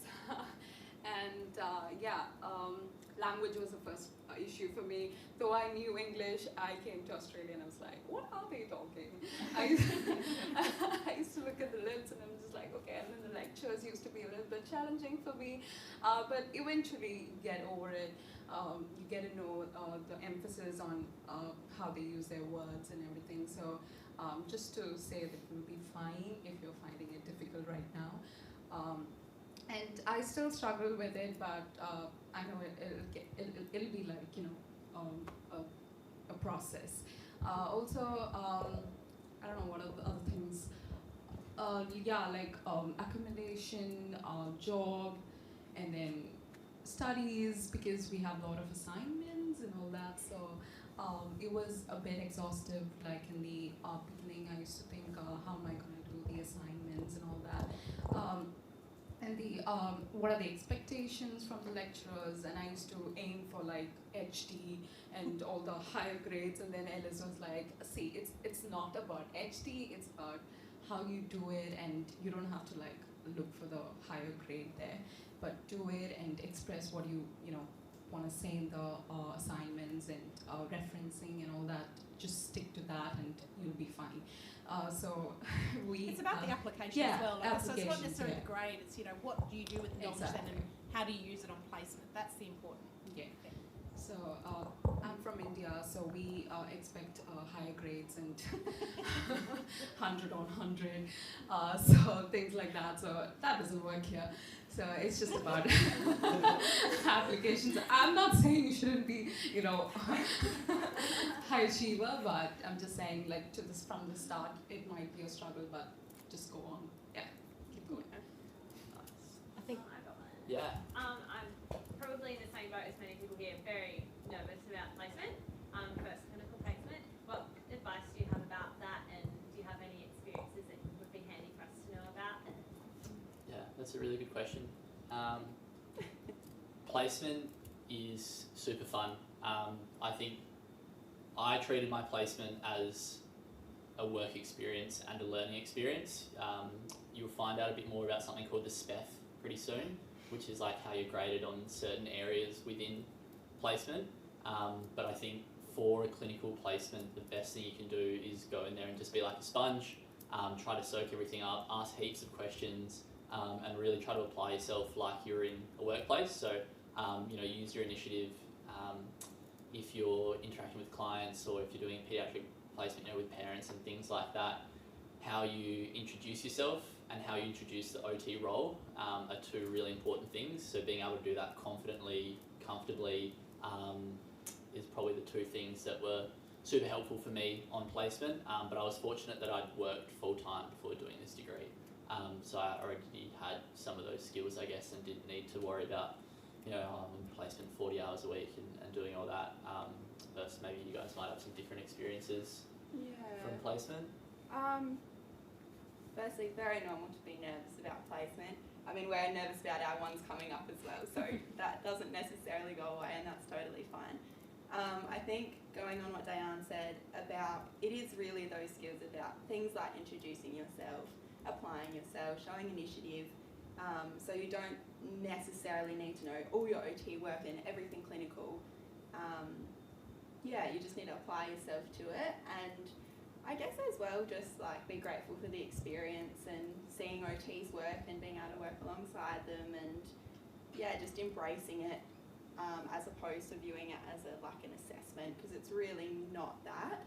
You are assessed in a pass or fail sense, but that comes down to how well you apply yourself and if you can communicate with people and those sorts of skills. So it's not as scary as like they're going to ask you a specific question about a specific bone, and if you don't know it, you fail. It's not like that. That's what I thought in the Bachelor it was going to be, it wasn't. So probably different to maybe what your placements were like in India, because that would be what it was like, right? More specific, yeah. Yeah, so yeah, I guess just embrace it. You'll all go to very different places, have lots of different experiences, and that's really wonderful. So just, yeah, enjoy it as much as possible, I think, is my best tip. Yeah. Do you have a tip, Salmia? Yeah, so a placement was another learning experience for me because being in class, you won't be able to interact much with the domestic students. So to learn Australian culture and the people, placement was a great learning space for me. The preferences, and I was placed in school, so it was great learning experience to know how from this, the little values that you all learned in Australia, like as a child. So that's something that I could observe, and that's what I'll look forward for the adults. So it was a great experience to learn how the culture is different, and everything was like also. I used to not type so much, so because back in India we write so much, like a lot. So I was in old school. I used to not type much, but after placement, because of the documentation and all that, I learned how to document. And trust me, guys, it's like a lot of learning experience there, because it's like I learned how to type faster. And yeah, so being a beginner from like typing like here and there, I'm fine typing on the phone, but laptop was another whole story for me. So from such basic things as an international student, I could come out of it, and I could come out of my the safe space that I had, at the comfort zone that I had, and I used to be like, okay, what will other people think of me and judge me? But the placement gave me a forum to come out of it and interact with the people around me. I think this next question that's up here kind of relates to one that we often get asked was, how do I go holding down a job through the degree as well as on placement? And then that links into sort of living away from home and things being costly. Yeah. Having a part-time job. Yeah, having a job in the Masters is possible.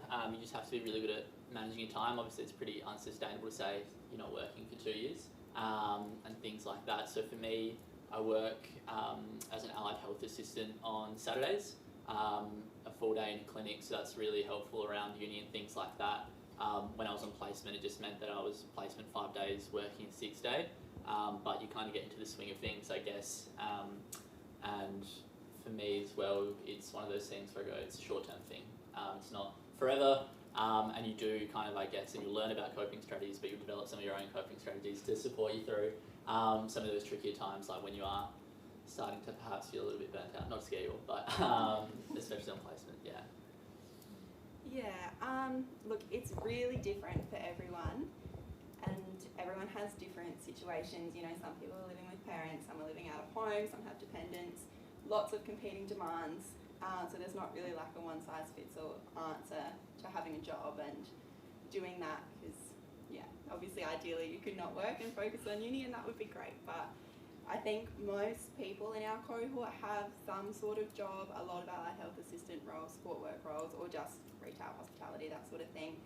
And yeah, it is something to kind of plan around if you can.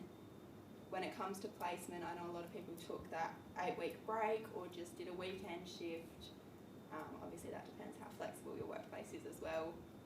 In terms of living out of home for placements, you do have to do one rural placement across your 3, but I just had my rural placement for CP1. I was based in Mount Barker. I just commuted every day, so I still lived at my house for that. So it's not definite that you'll have to live away from home, and if you do, the uni does provide that compensation for accommodation and things. It's usually just, and travel. It's usually just a deposit that you pay, and then the uni covers most of the rest, from what I've heard. Yeah. These questions, you go into lots of detail around this in the 8001 topic. So prior to placement, there'll be lots and lots of chance for you to talk about what to expect, what to go through, and the reality. Also, there'll be a survey put up soon where you get to indicate your preferences for areas. There's no guarantee that we can match them perfectly, but to get a sense of, and if you say, I don't mind, I'm really open, fabulous. So you don't have to lock yourself in, but if you do have a particular area that you really do want to have an opportunity to have a placement in, you get to put that in.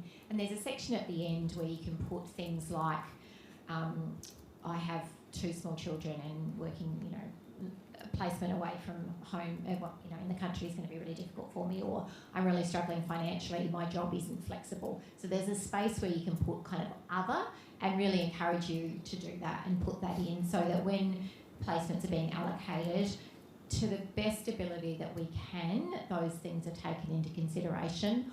Or Simone or Ali will have a chat with you around, come and contact you and kind of go, okay, what does that actually mean? So when, would you be able to travel to Mount Barker, but you couldn't travel to Port Augusta? Those kinds of things. That's where learning plans are really important as well, because we can take learning plans into consideration. If you have a fatigue-based condition that means driving a long distance is not going to set you up well to be on placement, then we can take that into consideration. Obviously, there's a big group. Placements are challenging to find. There's lots and lots of jobs out there, but getting agencies to take students is a challenge because our health system is really burdened. So there is a point where we have to accept what we get. We accept what we get from our partner agencies in terms of the types of placements, and you will have to accept what you're offered. Now, if you're in a course like nursing, you get no say. You're sent, it's just random, you get sent there, you don't do it, you don't do placement, you miss out. We try and be more flexible than that, but we have to also be realistic. Sometimes things change. So again, we're going to ask you to be as flexible and as open as possible. You heard Jack talk about that in the opening statement about being open to possibilities around what placement might offer. Maybe you guys could talk about your experiences of CP1, whether that matched with what you thought, or how you've approached that idea of preferences as well. Yeah, preferences are a tricky thing, especially when, like I said, you'll go to a range of places, and OT is so diverse, which is what's wonderful about it, but can be a little bit daunting of everyone having really different placement experiences. But I think, and I mean, you guys said this beforehand, and then you realise it as you go through, that no matter where you are really developing skills like therapeutic communication and like introducing the OT role and working with other health professionals, all those sorts of things which are quite invaluable, you'll get almost anywhere. And yeah, like treat the placement preferences as what you might like to try, where you might like to be, but don't place too much pressure on getting that top preference or getting something, in a particular area, because I know plenty of people that wanted something completely different and then loved what they did. So yeah, or vice versa. So just really just embrace the opportunity, whatever it is. Because yeah, you can control it to an extent. And do be really honest with the teaching team about things like what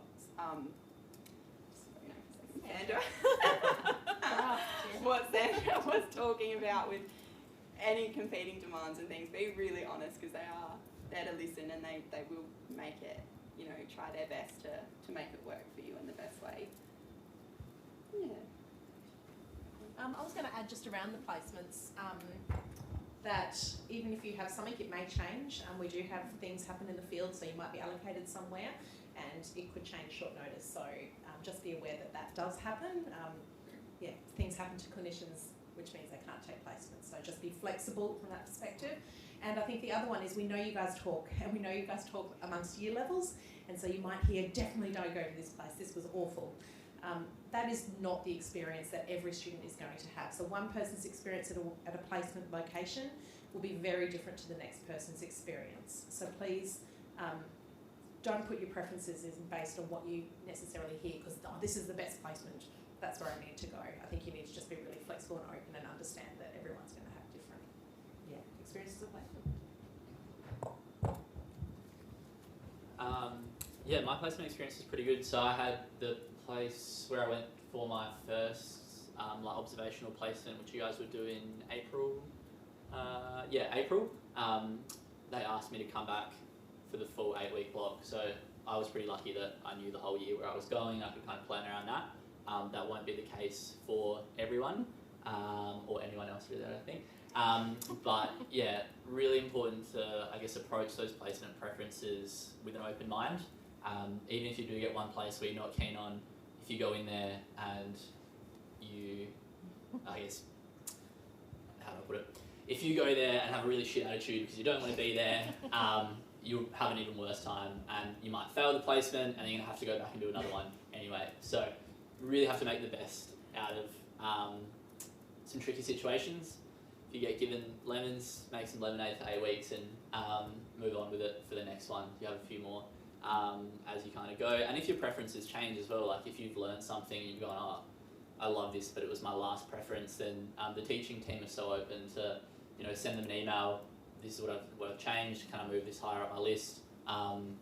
Because yeah, you guys don't really know much now.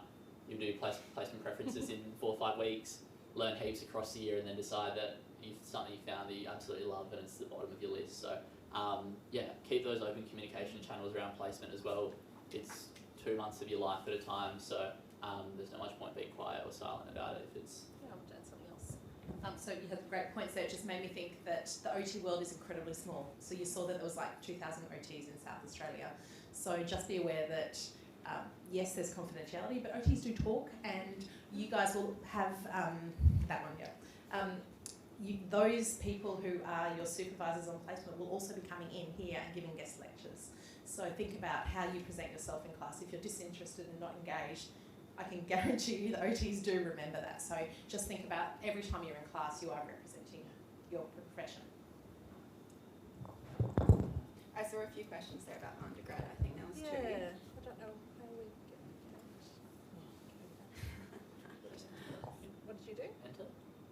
Just enter? Oh, there you go. Oh, beautiful. The course structure and take home work. I think what's really great about the Masters is that you're with your OT cohort now, so and all the work is really OT based. So you start to really learn those clinical skills, really get a rich understanding of what OTs do and how OTs think and the different types of OTs. So it is like a very different types of things that you'll be doing. All those skills that you learnt in the undergrad, researching, writing an essay, all of that is super helpful, really important, and that's where undergrad students help out your direct entry and international students, because they might not have, even like accessing the online library, identifying a good article, those things will be like bread and butter now for you guys, so help out those that don't have that same experience. Take home work. Yeah, it's more like it's a master's degree, so it is that step up. But at the same time, because it's OT, you're all here for a reason. You're going to be enjoying, I think, almost everything you do, because it's all based on what you're studying now. So that's really exciting, and a lot of it's practical based. So you're practicing talking with your peers and, you know, role playing and reading literature about actually working with clients and doing the work that you want to do. So it did not feel like that much of a jump for me. It felt, yeah, better. Like, I'm talking so badly. It felt like I was studying what I wanted to be studying, and using all those skills and all that knowledge was great, and having that undergrad was great, and working with the other professions and all that you get from the undergrad. But then taking that into this course, I didn't feel like it was a heap more work or a heap different structure apart from more focused. And what we really try to do, because we control all the topics that you guys will do, so wherever we can, we really make sure that your assessments are not all due in the 1 week. So we try and make sure they're spread out. So we've got a bit more control over that, because they're our topics. That's very true. That was a big difference, because I remember many times in the bachelor I'd be like, oh, all assignments are due at the same time, and I have this presentation and this going on, whereas it's not like that in the Masters. You kind of can focus on one thing at a time, have the other things in the background, bring them to the focus. So it feels really natural, and like you're really immersing yourself in all the content. Has been my experience of that. Yeah. So don't panic if you're coming from the undergrad and you think it's going to be, or wherever you're coming from, don't panic, it's going to be okay. Can I get a quick show of hands? Who's like maybe a bit nervous or be honest, like who's a bit nervous, who's a bit unsure about starting this year? And yeah, a few people. Yeah. All right. I might point out a few people, and if you're comfortable sharing, let us know what you're nervous about, because chances are one of the three of us would have been feeling the exact same way.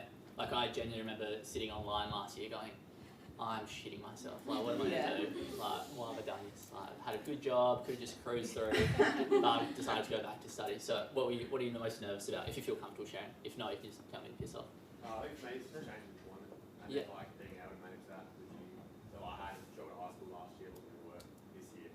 So I'm still sort of figuring out what work's going to look like this year, Yeah. and making sure it's going to balance. Yeah. Is there anyone else who's in that same boat, having to change jobs? And yeah, a few of you.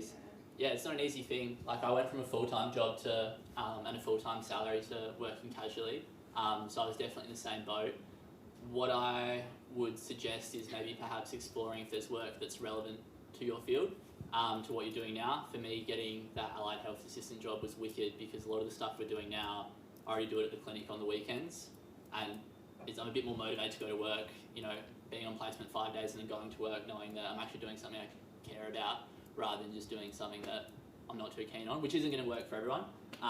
But yeah, that's probably what I'd encourage you to do. And as an OT, part of what you do sometimes might be helping people find employment or find out what jobs and things are meaningful for them. So it's good practice on yourself as well. Yeah, I think it's sorry, I'll just add to that quickly. I think it's a constant thing that all of us, I mean, still we're thinking about our jobs and managing it, and you're constantly having that juggle. But yeah, looking for work that is flexible is probably the biggest tip. I do support work where I can really pick who I work with and when I work with them, and there's lots of companies, even online companies like Higher Up, that have that. I think Higher Up, I'm not with them, but works where you put a profile up and people that are wanting support write what they're wanting, and then you can take it or you can not take it. So if they're looking for a weekend person, then great, or if they're looking for something that fits in with your timetable, great. Yes, it can be that balance is really hard. Like I said, the teaching team are really supportive of that, and yeah, I think just looking for something that's flexible, being really open with your workplace and with your teaching team about that, and just having those open lines of communication is probably the best tip, really, when it comes down to it. Sure. Yes. So on that, roughly how many hours do most people work? Like you say 1 shift a week. Does it vary much, or is it like 1 or 2? Yeah, I mean, how long's a piece of string? Like there might be people who have more demands, and you know, we've got people in our cohort who have mortgages and kids, so they're probably working a bit more than some of us. Like, you know, I just live out of home and make do. You get really good budgeting if you're living out of home, especially now with everything that's going on. But yeah, it's really going to vary. I think as well, look at your course load for the upcoming semester. You know, this semester here, you guys will have 3 topics. One's a 9-unit, so it's pretty full on. But then you go into the second semester and you've got 2 topics again, and then your placement. So you might find that, you know, in that initial two months or something before placement, that you might actually be able to pick up a bit more work, and then that might prepare you a bit better for placement as well, and have a bit of a nest egg behind you as well. But again, it's really going to vary from person to person, and what you need, and I guess like how you can what that trade-off is. Yeah. And just so that you understand, in the topic booklets, it does sort of say the expected number of hours that you need to put into a topic, and we are accountable to that. So that gives you a bit of an idea of how many hours you're going to have to study. I would really encourage you to, again, look at that whole year plan, because really, like these guys have said, it's not always practical, but if there's any way you've got the flexibility to not have to work while you're on placement, that's a great thing to try and aim towards, or minimise your shifts for those blacks. So, you know, talk to your employers now about the fact that, you know, this is what it's going to look like. I've got these times coming up. This is, you know, it's only 2 years, but this is what I'm doing. And most people are pretty good around that. If you're really upfront with your communication with them and respectful around the challenges you might find. We're also really happy if you're really kind of going, oh, I just can't work this out, to sit down with you and talk about the pressure points in the course, and when, you know, what are the sort of sticking points for students typically. I don't know if it's, I mean, we have assessments, big assessments spread out a little bit more than undergrad, where it's kind of end of semester hell. So these guys in second year have already finished a prac exam. First 3 weeks was intensive and a prac exam, and that's done. And then, so we try, like Elise said, to spread out things. I mean, there's always the end of the semester is worse because you have to learn stuff before you can study it to be tested on it. But we do try and hold that in mind. So, well, we are really open to talking with you, especially if you've got, you know, kids, additional care and responsibilities, and you're just thinking, I don't know how I'm going to do it. We're happy to sit down and talk with you about each individual topic and what that looks like. But I think these guys standing here are talking about they managed really well, and they absolutely did. But they also have excellent study habits. So you know, that's where the pressure gets up for a master's. If you cruise through bachelors, and I'm sure a number of you, you're smart, you would have cruised through bachelor. You would not have necessarily had to do the prep. You could have just rocked up and, you know, talked your way out of things, or kept quiet, gone under the radar, and then put your effort into your assignments and you did really well. That probably isn't the case for masters. Those students don't do as well, and because it's the practical, real world stuff that we're teaching you. Where was I going with that? So if you haven't had to think really hard about, okay, how many hours a week I'm going to allocate to this? When am I going to do my prep for this topic? When will I do this? When will I do that? You probably do need to do that for masters. I would say that out of your cohort, the students who aren't doing that very well yet are the ones that are really struggling, and definitely struggled last year. So I don't know if you want to talk about kind of that really practical way about how you actually map out your time. That might help some people. Yeah. Yeah. What's your study tips? Yeah. Sharing with the team. I really try and plan out my week around work, around what lectures there are. Generally, lectures are pre-recorded, and I assume that'll still be the way. So you have a bit of flexibility of when you can watch them. And it can be really simple things. I think the best tips are how you set up your study space, having a quiet space or whatever works for you. That can be your place to study, and then your breaks are away from that. So you don't have your phone there and, you know, messages coming through and you're replying to them, and you might have a show in the background if that's how you study. But for me, it's having a quiet space. So working out what works for you, and yeah, just being really intentional about how you plan to do things. Like at the moment, for example, we've got an essay due on Monday and we've got lectures. So, you know, doing maybe one lecture, then having a break, then doing a block of working on the essay, and then for me, that's the best way. Watching something, having a break, writing something, doing it in blocks, and not getting overwhelmed with there's all this prep to do, and there's this assignment, and there's this, but just breaking it down and, realistically, what time do I have? When can I do them?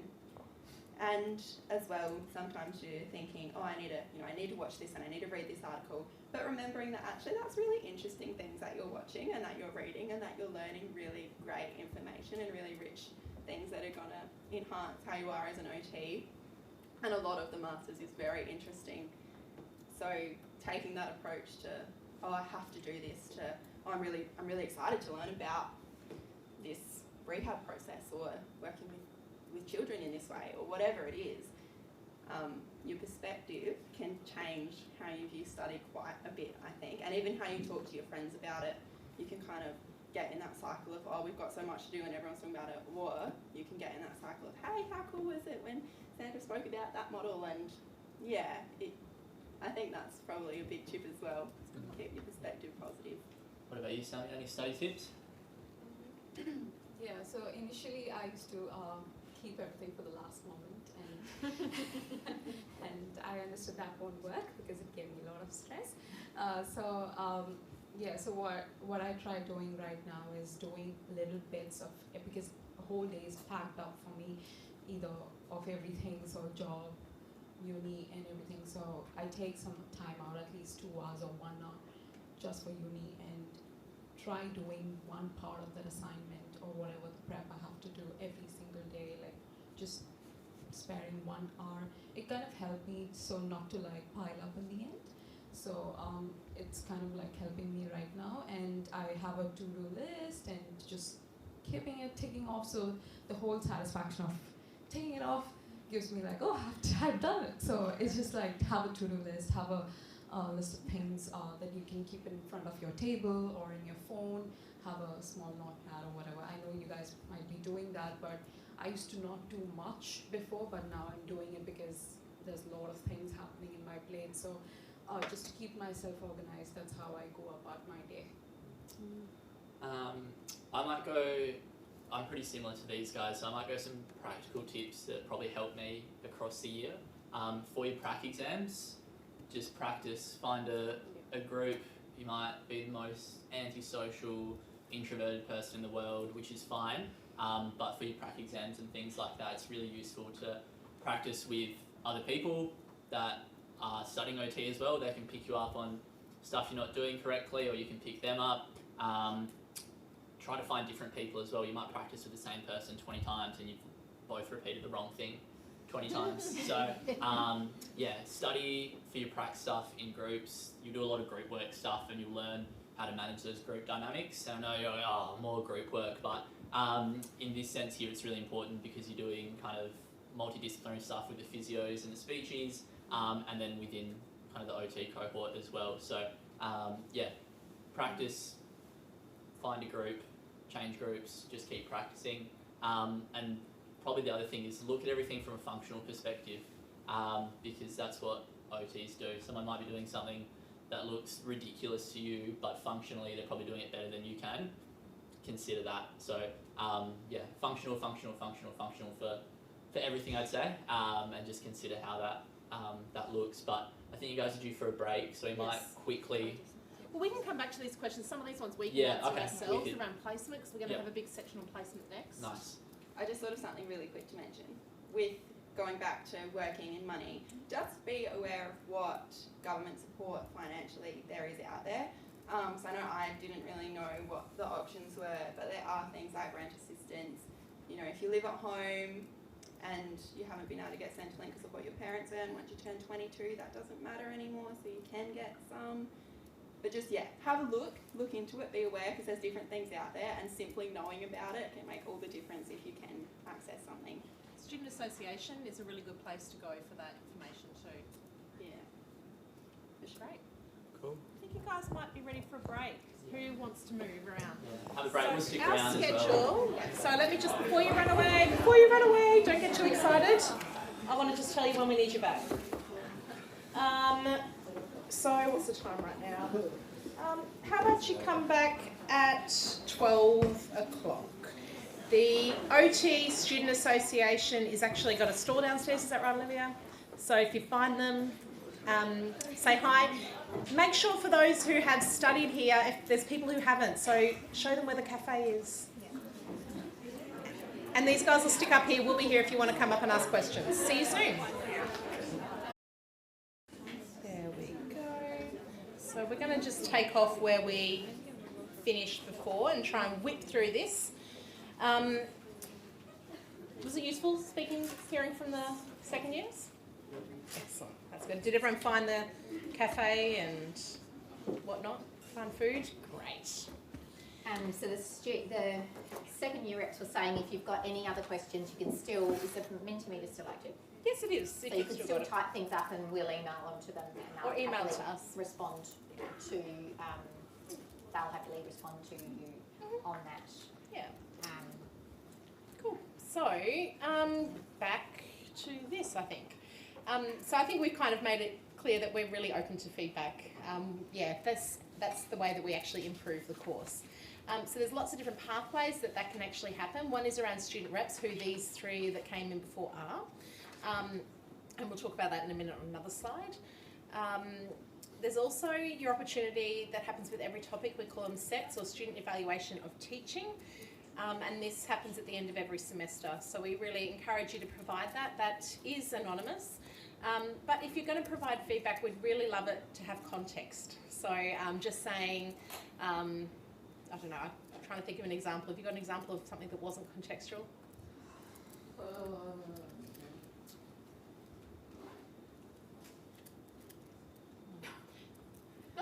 Yeah, we do get them though, just sort of general comments that don't really leave us with much that we can do to improve it. So just saying, you know, a great big statement of topic was really boring. Well, you know, what was it about the topic that was boring, if that was the case.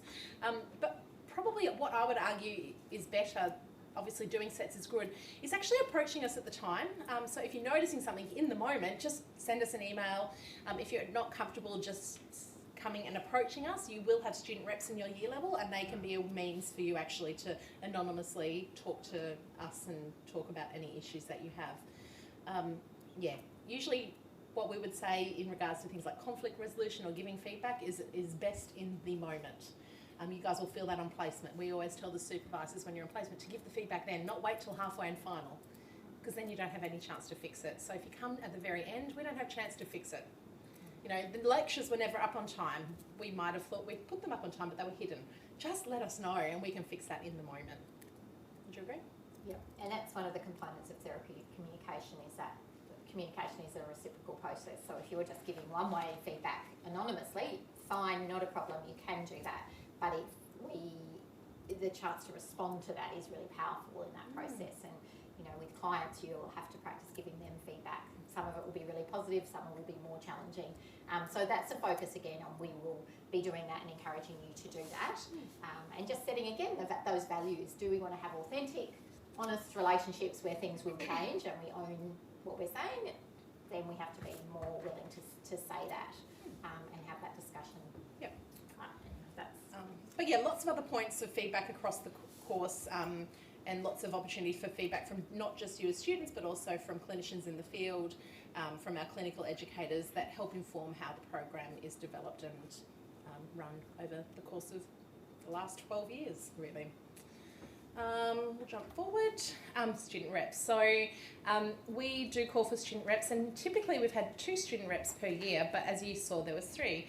So we had someone who was in the BHS, someone who was direct entry, and an international student, and we would definitely support that for the first years. We found that was really useful because people would bring different issues forward. So we'll put a call out for student reps. I'll put that through on the flow posts, which I'll show you in a minute. And if you're interested, we'd really encourage you to put your hand up to do that. It's not onerous and it's not a lot of work, and I'll put a description of what a student rep is and what it isn't on Flow, so you can have a read through that. But it's a really great way for you to represent your peers and represent the profession in this space. And also, I believe it goes towards horizon points, which is something that you can get, which there is a post on Flow again about what that means and how that program can support you in things like your CV, for example. Peer mentoring. So we have a peer mentoring program for the Masters of OT. It's an informal process. So if you've got physio colleagues, you'll hear that they do a much more formal process. We work on a fairly informal process, which is about basically linking you up as mentees with second year BHS Masters students as mentors, just so that you've got someone else you can go to for those questions that you feel too uncomfortable or think are too silly to ask us, or another person to connect with who can act as a person to introduce you to other people. Some years, we've done this for a few years, sometimes we've tried to really link like with like, so parents with parents and international students with international students. We decided this year that obviously takes a bit of matching and was a bit more of a job for the second year student reps to manage that process. So we've decided we're just going to do we'll call for, it is voluntary, so you don't have to be part of it, but we'll call for, you know, how many people of you want to be mentees, and we'll call for the second years around how many are interested in being mentors, and if that matches, fingers crossed, then we'll just do a bit of basically just almost a random link up, because again, that will give you the opportunity to meet a new person. And if you happen to be a parent and you're talking to someone who's not a parent, they'll be able to say, look, there is such and such in our year level who's a parent, you might want to have a conversation with them. So we decided to sort of make it more broad and trust that will work, and I think it will work really nicely. Again, there's on the page, which we'll get to, there's a section where I've done actually I don't know if it's up yet, a little blurb around the peer mentoring program, again specifying what it is and what it isn't, so that you understand what you're up for. This year we've got onto it earlier because you'll be aware that the second years actually go out in placement from May onwards. They're not around, and sometimes it takes us a while to get onto this, so we left it too late last year. Onto it early so that you can link up in these next few weeks, probably when you've got the most questions, but also we'll get you a coffee voucher or a drinks voucher from the cafe here. And the idea is that you can meet up on campus. You don't have to, but you'll get a free coffee to sit down and have that first face-to-face meeting where you can just say hello and ask all those questions that you want to ask and get to know someone else. So the video there will go up, but there is the guidelines that give you enough information in the first instance. So Yep, keep an eye out for that. So assessment is, we've kind of alluded to some of this before. Make sure you check your SAMs, which is the Student Assessment Methods document that talks about what the assessment is, but also have a look at the topic booklets and flow. This will outline all the assessments, what their weighting is, when their due dates are. So keep an eye on that. That is your point of truth. Often you get Chinese whispers. Like one student says something that says something that says something, and then you end up on the wrong path. I think Diane kind of Yes. alluded to that with, if you've just practiced with one person, you might practice the wrong thing. So if you are stuck, please send us an email. If you're not sure of something, please send an email. If it's not clear, please reach out to your topic coordinators. And I think Salmia, no, she's headed off. I was going to say, Salmia will absolutely back this up. If you are not sure what it is that you're being assessed on, if you really don't know how are you going to be able to meet the criteria? So many, and it wasn't particularly for the international students, was that they at the end of this first assignment for science went, we had no idea what you meant. And I was like, well, not surprisingly, you didn't do it very well. So it is this culture again of it is fine to approach us. We are not scary. We are not going, we don't only call you in, or it's not about a sort of more hierarchical approach, which I think in a number of universities across the world, it is more hierarchical. That's not how it works in Australia. So if you don't know something, please reach out. If you are not sure what an item on a rubric means, or if you don't understand what the hell the rubric is, most of the topic coordinators will put together a little blurb that explains it. If you watch that and go, don't know what that means, way better to have approached your tutor or your topic coordinator and sat down and spent 10 minutes going through that, or half an hour or an hour, rather than you spend hours on an assignment and then aren't failing because you didn't meet the criteria on the rubric. Or if you just speak to your peers and then you're all kind of going blind and do something, we do see that. All these people did this. How did they all interpret it? Oh, that's Somebody why they all started talking about it. Yeah. So And ask us, please. Like Jenna said, the assessments and assignments that you'll be doing will be really practical and targeted to real world practice, which means you'll be interpreting a case study, or you'll be finding someone and doing an interview with them. So of course you're going to have different responses to that. You'll have different answers, if you like, because there's no one answer. It's not a fact-based course where there is an answer that is correct. There'll be multiple answers that are correct, and this will be about you explaining why. So if you talk to your peers and they say, I'm discussing blah, blah, blah, and you think, well, I'm not, that will not necessarily mean that you're wrong. So again, if you kind of have that panic moment of going, oh, they're doing that and that's not how I thought it, just reach out and say, can I spend 10 minutes quickly running through with you what I'm thinking about this? We would rather spend our time doing that than marking assignments that we end up having to fail because they take so much longer of our time. Then we've got to get you back in, and we've got to have the big discussion about where you went wrong. Resubmission. So please, please, please, please, if you take nothing else from today, if you are not sure of something, ask. We're really happy to clarify. And in saying that, obviously that you're going to be sending us emails or coming and making a time or approaching us in class. Please be mindful that our inboxes for emails get really, really busy and things get lost sometimes. We have no issue with you sending, hey, just a gentle reminder, did you see this email? In fact, I'd really much prefer you to just go, hey, did you see this? Than if you just ignore it and think I'm just ignoring you. So please just send us a reminder if we miss replying to you. So when it comes to your assessment, editing is really important. There are support services through the university that can help you with writing assignments if you're struggling, so make sure you access those and use those. We'll get to, there's another slide coming up in a minute about that. But make sure that you don't submit your draft. And I think a lot of that comes down to what the guys were saying around planning your time. If you try and get your assignment done, a week or something beforehand, you can park it and then come back and read it a day later. Because sometimes you'll read it very differently in 24 hours time than what you did in that moment. And that is one of the questions, was what's the difference between bachelor's and masters? Masters is, I would expect you to have done 3 drafts. Written on the first draft, stepped away for it, come back and gone, checked for grammatical errors. I will go on and on and on about it. Squiggle line, right? I see the same red and green squiggle line as you see. So if it's come up on your assignment and it's come up when I'm marking it, I'm going to go, editing, grammar issue, fix it. This is attention to detail, and this is not me being finicky, because I'm actually not great at attention to detail. Why is it important? Because when you write a report, it has to be accurate, clear, well communicated as an OT. So we go again, this is related to professional values. Yeah. If you don't show attention to detail in your course, how are you going to show attention to detail on placement? How will you show attention to detail as a professional? So we will go on and on about this. So the first look is grammar. Where are all those squiggly lines? How do I fix that? Go back to the question, go back to the rubric. Have I actually answered what is expected? Tick through every criteria on that rubric. Tick it.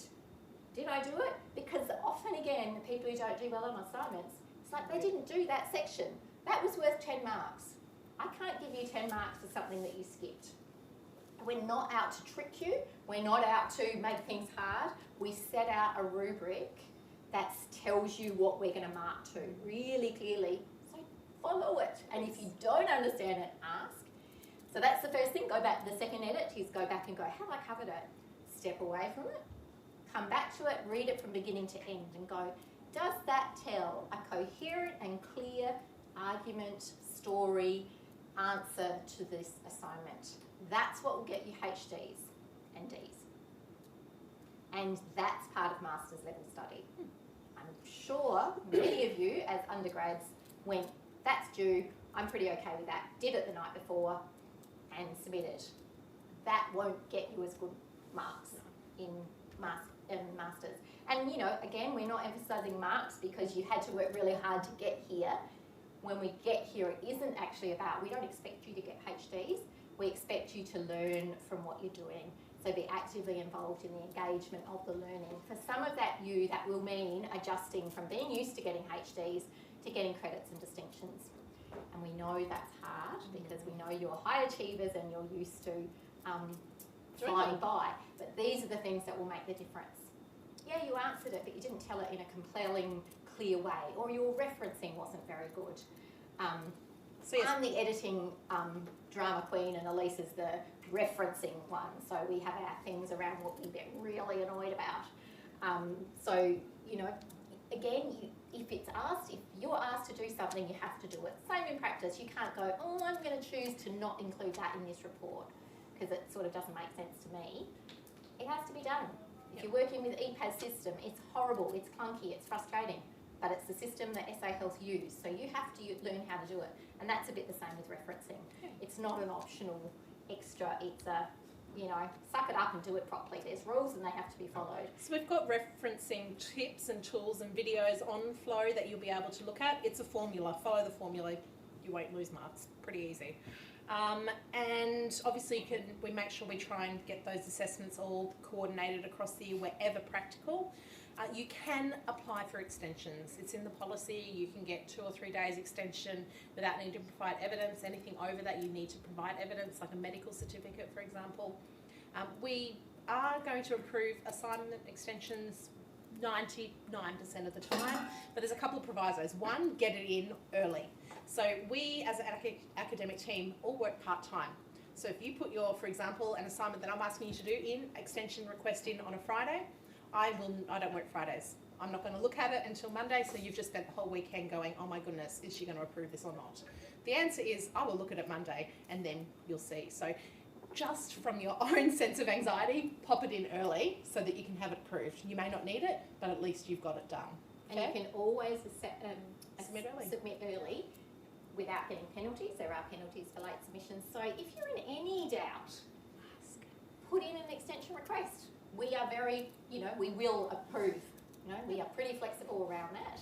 And, so again, can't stress that enough. No. And I think the other thing just to be aware of is that there will be if you do have extensions and lots of extensions, it does have a knock-on effect to your other assignments. What now is in week 7 is now due in week 8, which is also when the assignment for another topic is due. So it will have a knock-on effect into managing that time a bit more effectively. But If you're having a really bad week, the kids are sick, you're sick, whatever's happened, the car's broken down, that week may be the week that you just can't get things done, and the That's next fine. week you can cope and catch up on all of that. but please, if you're having difficulty, speak to your topic coordinator. They are there to help you.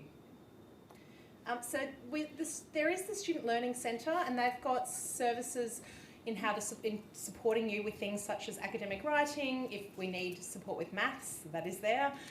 You don't need much maths in this degree though. Using EndNote, which can be great in regards to how do your referencing. Be aware whatever you put into EndNote will affect how it works out. So just because you use EndNote does not mean you have referencing down perfectly. So look at some training courses on that if you're going to use it. They also help you with general study skills. So have a look up the Student Learning Centre on the Flinders Uni website to see what services they have and how that might actually help you.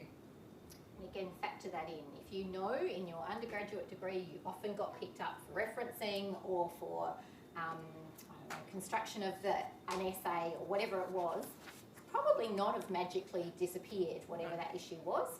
So if you know that that's an issue, have a look at what the resources are and be proactive about that. And then you need to work back from the deadline and be able to allow the time for that to happen. There's also a thing called Studiosity, That's it. which is available and clear links to that on every flow page, which is again a kind of quick help for people around how to how to study and how to write assignments well. Oh, look at that. Didn't have to verify myself. No. Who enjoys that system? Not me, particularly don't have your phone. So this is Okta for those who aren't here. This is where everything, all these little Apple, whatever you want to call them, links are to things that you might need to know. So parking, for example, here's where you get your car parking permit. We don't use Exam Manager because you don't have exams. You do have exams, they're not run by Central. Also in place for those who need to put all their compliance in. I think there's one that you would use for enrolling in topics too. Which one? Studiosity's Oh, Studiosity's here. I might not have it. Here it is. Yep. So you can click into that and have a bit of a look. I think, is My Flinders where you enrol in topics? Student systems. Student Systems, fabulous. That's probably You have got it. down here somewhere. Up the top, thank you. Look at you guys. Yeah. Somewhere at the top. We use Student This one. Management Web. Yes, we use that one. Use this one. So this is for anyone who is having trouble enrolling, that's where you go. We're going to look at Flow. So Flow is what we use this semester, just to confuse you all, for topics. Because some of you may be aware Moodle, no, not Moodle, Canvas is coming. Don't complicate that. Next semester's worry. At the moment, this is where you will find it. We have got, sorry, I'm just going to go back to, where's one of the topics? 8001.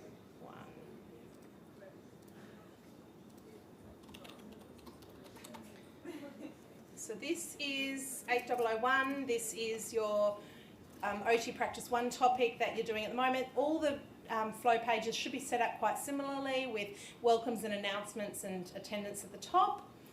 Then we break down into communication, assessment hub where all your assessments are, then all your weekly material. Yep. So then you can go into your module. It's got the lectures, then your prac work. Yeah, it's all in here for this topic. It's very busy. It's nice that they collapse, so it makes it a bit easier for you to be able to navigate. And it's really hard to navigate on your phone. It is. So assessment is here. This is where you would be submitting all your assignments under these links. What I wanted to show you though also is up the top we've got these links that have been put there to give quick links to things. So we've got one for OT Australia. So on your desk, on the tables, there's a little card. If you flip it over, there's a QR code on the back. So that is there for you to become members, student members of Occupational Therapy Australia. So these is, as it says there, our peak body for the profession of occupational therapy. So they represent occupational therapists.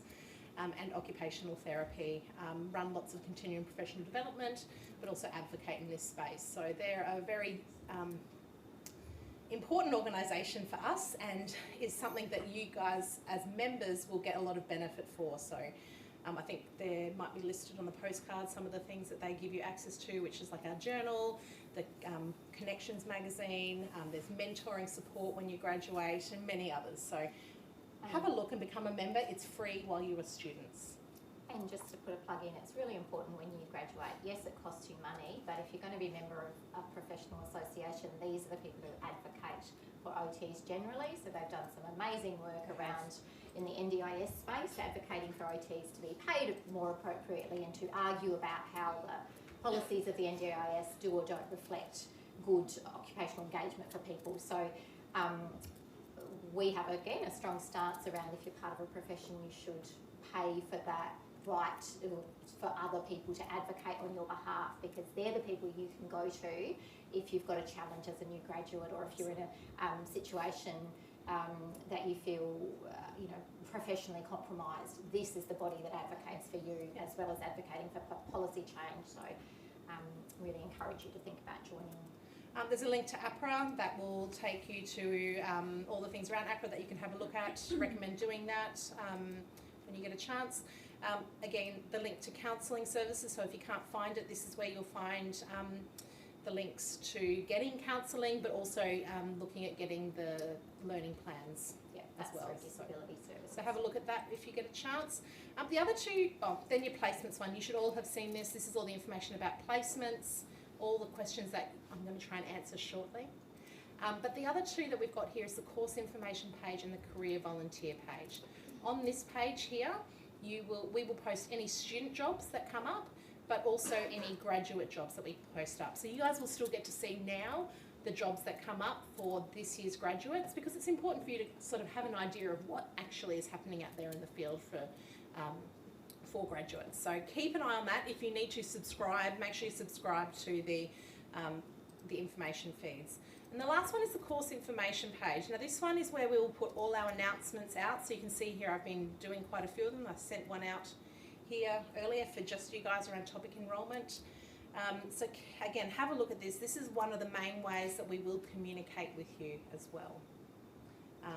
There's also a few other things on this page. Actually, sorry, I've got to go back. That can be useful. So we've got images and links to information on all the OT teaching team here. There's a few pictures missing, but that's our team.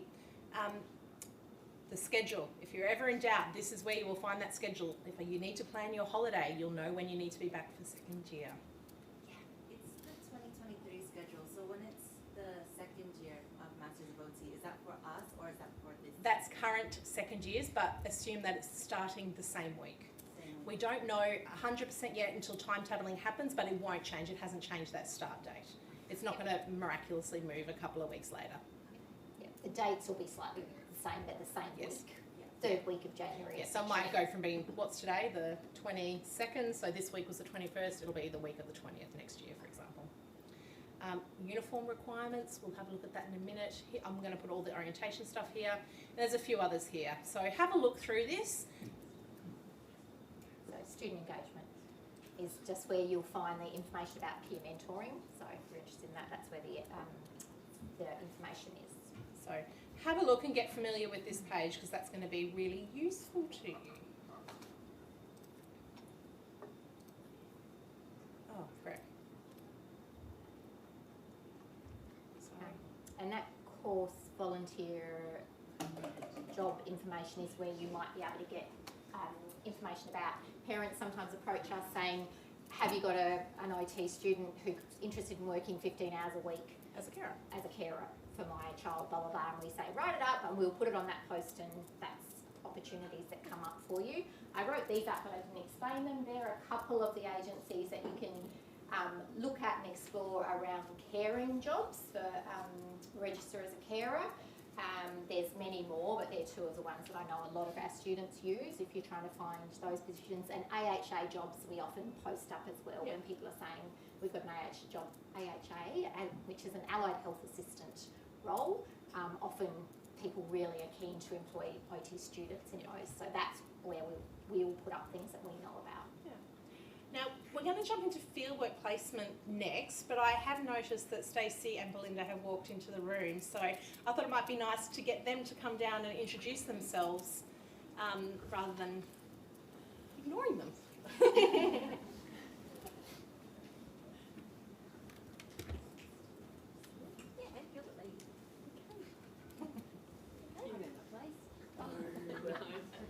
Well, welcome everybody. I'm Professor Stacey George and I'm the academic lead of the program. So you don't see a lot of me, but I am here. And yeah, I just wanted to welcome you to our great OT program. We think it's the best in Australia, if not the best in the world. You have a great, it's always good to be bold, isn't it? But also this is about a partnership with you guys as well. So this is about you really connecting and taking this opportunity to really engage and learn with the program. You've got experts across different clinical areas, mental health, paediatrics, physical, disability, rural, neurology, all sorts of things. They've got a range of expertise. Our profession is broad, but that's actually what we love about it. And what I would, really encourage you to engage with your lecturers. We really are aimed at trying to teach you clinical reasoning. So when you get out there in practice, you can apply the skills you've learned at university to any situation. We know that OT is one of the fastest growing professions or in need in the community, so you're not going to be without a job if you want one. But it's around thinking about, what your strengths are, what areas you want to make a difference in. And, I've had a fantastic career, as we all have, so it's exciting to see new people coming into it. We focus on those clinical reasoning skills, but also those things around professional practice, about working together respectfully to make the most of this great opportunity as well. Also, if you're interested in research, come and see me, make a time. I want some researchers coming out of this profession as well, which is fantastic, creating new evidence, new ways of doing treatments, for other people that we provide care to. Stacey, would you mind telling us a little bit about some of your research? Because we've talked about our clinical skills, but I think it'd be nice to see what... So my research is really, a lot's been centred in neurological rehab, so stroke recovery, so virtual rehab, driving, different interventions to get people back to life after stroke and brain injury. More recently I've done a lot more in the allied health space, around telehealth, primary care, a whole range of things. So look me up, but if you're interested in research, don't hesitate to pop me an email and come and have a chat. We don't have a clear pathway for research in our program, but that's because we sort of have a very strong clinical focus, which we think is really important because the people you treat out there are the most valued people. So, but there is those opportunities for research as well. We've got some big grants coming in that we can, look at supporting people to do honours and masters and PhDs in the future as well. It's not beyond any review. You're all smart enough. If you're here, you're smart enough to do research as well with the right support around you, so that other skills to create new knowledge. And I suppose the biggest thing I want to say is, just engage, work together. It's a fantastic profession, and never forget about the people that we provide support to. It's such a privileged role, the people that we treat, that you learn so much about them. You have the opportunity to make a difference in their life, and so never lose sight of that, because that's what actually we're all here for. And hopefully this program will make a difference in your life as well. Thank you. Big shoes to follow, aren't they? I'm only going to very quickly introduce myself and then shoot off. But yes, I'm one of the tutors. Topic coordinators actually. Belinda Dwyer. You'll see me primarily in sort of the physical aspects. So I teach into 8001. So I'll see you fairly shortly for manual tasks and manual handling training and ergonomics. I work in private practice, so I'm a part-timer as well, half-time. So my private practice is largely sort of in return to work, the NDIS space, etc. So sort of bring that context into your studies and lectures, and you'll also see me a lot more in semester 2. I topic coordinate 8003, and then you'll see a lot more of me in second year. So I topic coordinate 8004, as well as co-teach with Sandra in contemporary issues and transition to TPP, transition to professional practice. So looking forward to seeing you all. I won't be seeing you next week. I'll see you the week after. So enjoy this time, and as I'm sure everybody has said before me, all of we topic coordinators, lecturers, our doors are always open. So please don't hesitate. I don't think that you're going to be a bother if you come and knock on our door and ask questions. We actually enjoy that engagement. We want to make sure that you thrive and succeed. So There's no dumb questions, and you can ask as many times as you need in order to get it stuck in here and support your learning and consolidate your learning. So enjoy the orientation, and we'll see you very soon. Thanks. It made me think, because Belinda said come to our office, but no one can ever find our offices, because we live in this vortex called West Wing Level 4. So literally go up those staircases that are just out the door, all the way up to level 4, and turn left, and just keep walking, and it'll sort of go around and bend around. You'll go past the bathrooms, they're on your right, and then you'll start to see us. So Sandra's there and I'm further round. So it kind of does this sort of curvature. The reason no one can find us is there are, I think, that 1, 2, 3 staircases just along this corridor that you would think would go to level 4. They don't. They don't. 2 of them go to level 3 and only 1 goes to level 4. So that's why you can't find us sometimes. So this staircase right here is Closest the one you want. to this nice room is the one to get Just up think to the us. nice room, the staircase you want. All the way to level 4, turn left and just follow it around and you'll see our names on the door. If you go through the other ones and then you're like, where's level 4? You're under us, basically. You can't get there. We get people texting us all the time going, where are you? there is no level 4. There is. Just go back out, walk along and take the next steps. I think the big thing that helped me figure out where everything was when we started working here is to know that it's like it's a cube. So if you stand in the very middle in the garden, each way, north, south, east, west is the wing. So if you're looking towards the hills, that is east. I always have to check. I grew up in Queensland, so the beach is east. No, it's not here. The beach is west. So east, the hills, that's the east wing. West, the beach, that's the west wing. South is the south wing, which is where we are. North is the north wing. So it's kind of like a compass if you think about it. So you'll have a room, S202, which is where we are here today. S meaning south. S210, that's S202. Physio's down the other end. S210, S being south wing, 2 being level 2, and then the room number. So have a look at those first 2 letters and numbers. That'll tell you the level and the wing.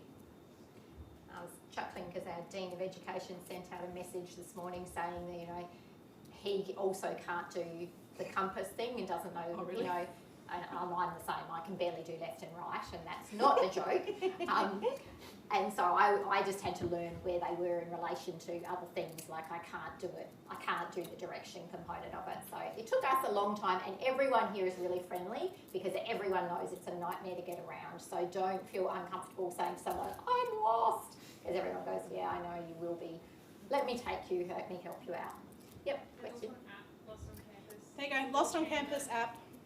But yeah, just literally run into someone and be like, where am I? And that was taking the. Great. So it's called Lost on Campus. Yeah, it's like a little panda. It's a panda. Yeah. Maybe pandas get lost quite easily. Yeah, maybe. Have a look for it though, because that might help you. Yeah. Most of the teaching will be here at Sturt. There's a little bit that might go to other locations. So I think we've got some over at Flinders Medical Centre. Do not ask me. That's worse than here. It's a rabbit warren. But if you are there, we'll make sure you get clear instructions on how to get there. Sometimes we'll go to Tonsley, which is another building. Again, we'll give a map. And sometimes we'll be at the Repat, which is the old Repat site. But keep an eye on your timetables. We'll give you maps if we need it. Okay, this is what everyone wants to know, right? Field work. So our degree has 1,000 hours of clinical placement, which is a requirement for registration and a requirement under the WFOT. Those 1,000 hours of clinical placement are in clinical practice areas, which is really exciting and quite unique to our course. And that is in addition to that, we also do clinical simulation. And then on top of that is the transition to professional practice project that someone was asking about. So that's 6 weeks full time, very final piece of work that you do. So around about 210 extra hours that you do, which means that the requirement from the World Federation of OT is 1,000 hours. You will graduate with 1,200 hours of clinical practice. So a lot of other programs swap out the project topic for a clinical placement. We do it on top of, because it recognises a different skill set. So that project is just very briefly about working with an agency as client. So agencies put forward projects they want done that meet real world needs in OT practice. huge variety of project topics, and then you work as the person delivering the outcome for the client, and the client is your agency. So it just rounds off a really kind of high level, complex, additional skill set for meaning that you have that final component that's polished as you finish. But you are most interested at this point in your degree around the field work. We use field work and placement and clinical placement a bit interchangeably. They are the same thing. Yeah. You're thinking, what the hell is field work? So you'll have a 1 week placement, which you probably know about. I'll show you in a minute what that looks like. That's an observational placement that happens in first semester. Then you have 3 8-week placements, 1 at the end of this year and 2 next year, which you've kind of seen before. They're in a variety of areas with a variety of different clients that you work with, so the caseload and specialty will vary. It's in public government as well as private. You can be in the inpatient, you can be in community, so a large variety. And it's based on what we get offered as well, so sometimes the placement is only offered at a certain time. But what you will get is a questionnaire to fill out that will be coming around shortly, where you'll get to give lots of information to us to help us better match placements for you. There are rural placements as well, and that is an expectation that most students will have a rural placement. As was mentioned by Jenna, I think one of hers was in the Adelaide Hills, that is classed as rural, but also into rural locations. And if you go to those locations, there is support around transport and accommodation. Make sure when you do the survey that you let us know if there's anything we need to know about. I think we've probably covered that point quite well. So this is the observational placement. You've got 5 weeks of coursework, and then you'll go into either break 1 and then your placement in the placement block 2, or you'll have the placement in that first week and then you'll have your break in the second week. If you need to have the placement in a specific week, so for example, I've had some people contact me because they're having their wisdom teeth taken out, please let me know, and we can just make sure that we don't put you in placement when that's happening. So if there's a really pressing need for you to have your placement in one of those weeks, we will try our best to match that. Please email and let us know that though. So yes, you'll have a 1 week break and a placement for the other week, and then you'll come back for week 6 of coursework. Is that clear? Fabulous. A total of 5 days? 4 or 5, I think it's 4 days this year because of Easter. Yeah. We have lots and lots of partner agencies. I think I talked about that before. Some of the ones that we have are with Flinders Medical Centre in the acute service, but also in the rehab, aged and palliative care, which is also called RAP. We've got placements that occur within Southern Early Childhood Services. That placement is varying in when they offer placements. We're also within Southern Mental Health and Hampstead and spinal cord injuries. Within the regional, that should be rural local health networks, Nazareth, which is a Catholic school, Brahma Lodge, which is the primary school, Playford Community College, in our childhood, adolescent mental health services, CAMS, in Health to Go here, and also at the Royal Adelaide Hospital. But we also have placement opportunities in all these other areas, and that list continues to grow. I think before we had a question around whether we have placements overseas. In the past we have. With COVID, that actually changed a lot of that, so we did end up not having as many of those placements. So one of them was actually at Manipal, so we went over and had students going there. Those haven't all come back yet, so watch this space. Ali, who is doing a lot of the work around securing placements, may have something come up. I doubt that the international placements will be available in the next for your course. As you can imagine, there's just so many more logistical challenges around organising international placements in these current times, and we want to make sure that you are spending your time actually learning and having a placement rather than being stuck somewhere and having to meet different compliance requirements that become really tricky. So it's a real pity. Eventually it will come back, but I really don't know what it looks like. Don't expect that would happen in the next couple of years. What we do have though, which is really exciting, is our placements that go up the Central Corridor up into the Northern Territory. So we have placements in Alice Springs and in Darwin, in Katherine as well, which are fabulous opportunities to have diverse placement experiences, even into some of rural South Australia. So have a look for those opportunities as well. I think that's it. I think we've covered all that. Probably the big one to note is that if you come from a rural location, because there's some of you here, please let us know if you're really wanting to go back there for CP2 or CP3 because actually you want to go back home and work there when you graduate.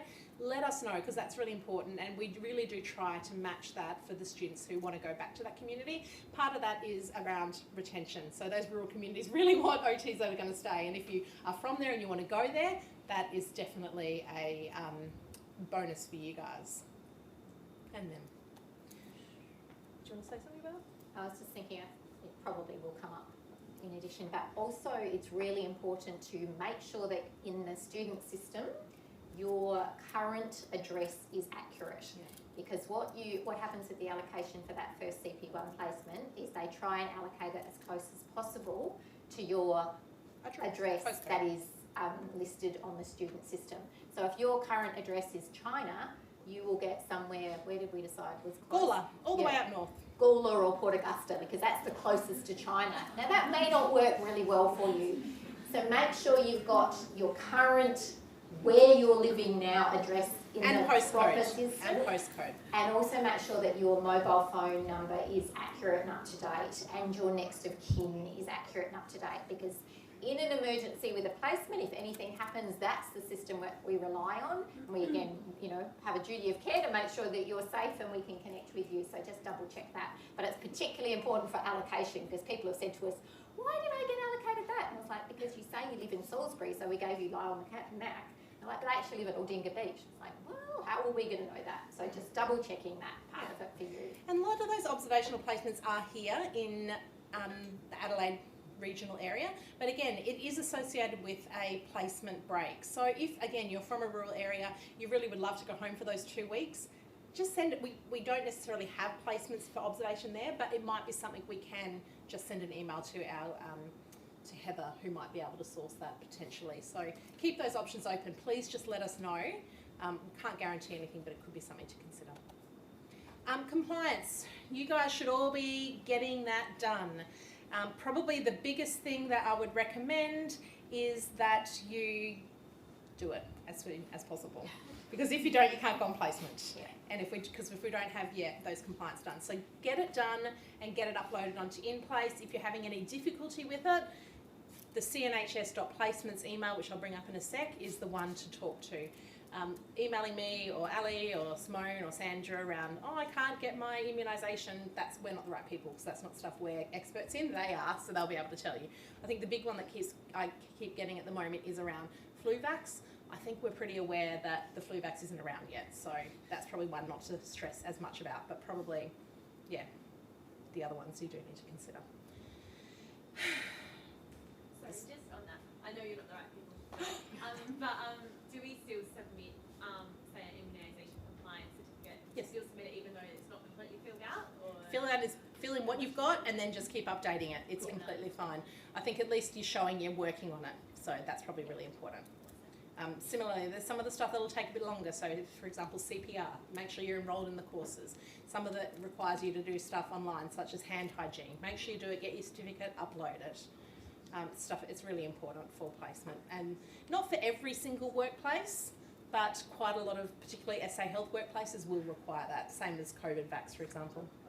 Yeah. Just one thing, again, you might not be the right people for it, but when it comes to them approving the stuff, because I know you submit it and they'll approve it, is there like a time frame they should have approved things by? I wouldn't say now, is it? Because I think I think nursing are out probably earlier, and also some of these compliance only last 2 years, yet some degrees are 4 years long, so they're trying to get all the ones that need to be on placement straight away done. It will be done before you go on to your CP, your observational placement, so just keep an eye on it. And if you're worried, just send use them an email. CNHS placement. So Nadia is the person who's allocated to OT, and she's fabulous. She's really friendly, she's really supportive. So you can just send that email and say, just checking where this is up to, and she'll say, yeah, not likely to get to you for 4 weeks or whatever. So she'll manage that process. Yeah. She will also contact you directly around compliance issues, and we have had issues with students ignoring that email because, well, I don't really know why.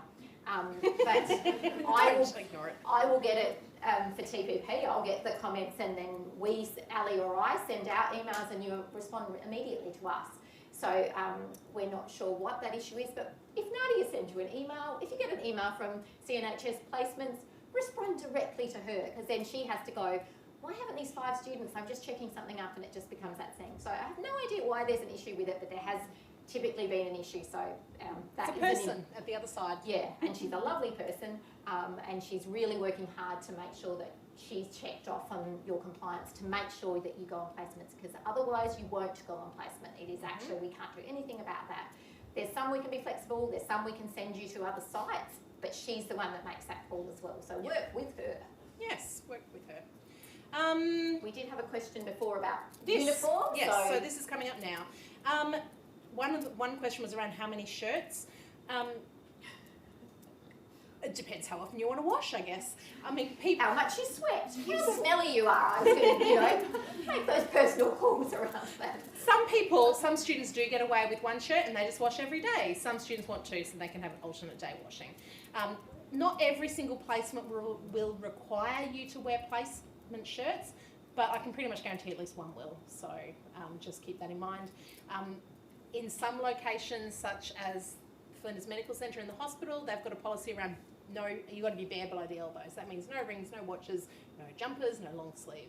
So there is also a placement vest that you can actually get to wear, because as you can appreciate, the hospitals get very cold. So there's a vest as well that you might want to consider getting. The pants, there's some examples of just pants that Ali's found around what you would wear. Usually dark black or navy pants, and enclosed shoes. Again, you're going into a health setting, so they're not going to want you to see you in sandals. We specifically put pictures of shoes because this is one of the biggest questions we get, is what sort of shoes can we wear? So there's Skechers there, people are wearing Skechers, but also lace-up shoes, whatever's going to be comfortable for you in a workplace that is enclosed. And is obviously, shouldn't need to say, but sometimes do, clean and in good condition, because again, it's presenting yourself professionally. Yeah. You might wear your Skechers till they die, and that is totally fine, but not on placement. Yep. So just thinking about some of those kinds of things around that professional image that you're putting forward. Absolutely. Have there, sometimes there's issues with getting the placement tops in time. I don't know if that's happened yet, whether there's any big delays. So you might know, those who haven't been here, there is a new logo, and so the new shirts, I believe, are rolling out with the new logo for the university. If you happen to have older shirts because someone's passed them on to you, that is completely fine for this year. So we're having a mixture of new and old shirts coming through. If you're really struggling to get a shirt for whatever reason that may be, financial or whatever, let us know. We do have actually some old ones that we will need to get rid of because we can't actually keep into the future. And we also have some of our graduates that have graduated. So I've had one just email me saying, I want to donate my shirts to anyone who might need them. So please just send us a quick email if you'd like to come and have a look. We don't have a huge range of sizes, but there might be something there that we'd be able to pass on if you're struggling. Uniform, that's a uniform, I think we've covered that. Any questions? Yeah, anything to clarify on that? Does it have to be dark shoes? Is that why? Yeah, usually dark shoes, yeah. We've been joking around what we used to wear on placement, so I think you'd be very happy you don't wear what Sandra wore. We had white lace-up shoes. Trying to find white lace-up shoes, they're hideous. Not to mention the colours and the style. Yes. So you are very lucky.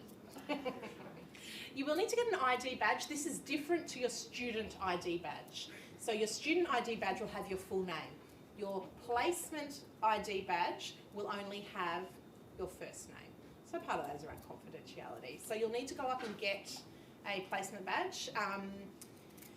I believe it's $10 according to this, through Unicards, and you can go up to the Flinders copy shop, not coffee shop. It's no longer the case. Up there, you said that you don't have to load it onto the card anymore. You just go onto the link, pay by And I'll Visa, send it to you. and it's $4.50. $4.50, amazing. Ooh, it's Who would have thought in these times things are And cheaper? You pick it up from main campus in the library. Thank you. Main campus. In So the main campus is a bit of a hike. It's that way. It's south. Yeah. You can walk up to the main campus. It's about a 10-minute walk. And vertical. Yes. Yeah, it's vertical. But what goes up must come down. So when you come back, it's downhill. I was going to say, I don't know that I can do it in 10 without I can't either. hot and sweaty, and that's... Don't do it today. Some Don't of do the it staff today. were saying their pictures were like bright red and sweaty because they raced up there and then got that. So there is a loop bus that goes up there, and if you want to have a leisurely walk, it's actually a lovely walk up to the top of the Nice campus. bridge as well, and there's lots more up on the main campus. So maybe some of the people who've been here can let the other guys know what to do. Anyway, there you go. There's some updated details. Thank you, guys. You've also let me know around your driver's license, so that's good to know because some places will require you to drive. But there will be a fieldwork manual that will be uploaded into 8001, so you can read through all this information. It's in much more detail than what I've given you, but also have a look at that placement site. That link will be at the top of your top OT topics. Click on that and that's got it all listed there as well, so a little bit of light reading. We do have different roles when you go onto fieldwork or placement. You will have a supervisor when you're on placement. This is the person that's allocated you within the workplace that you're at, who will be the person that will essentially be, you'll be working alongside.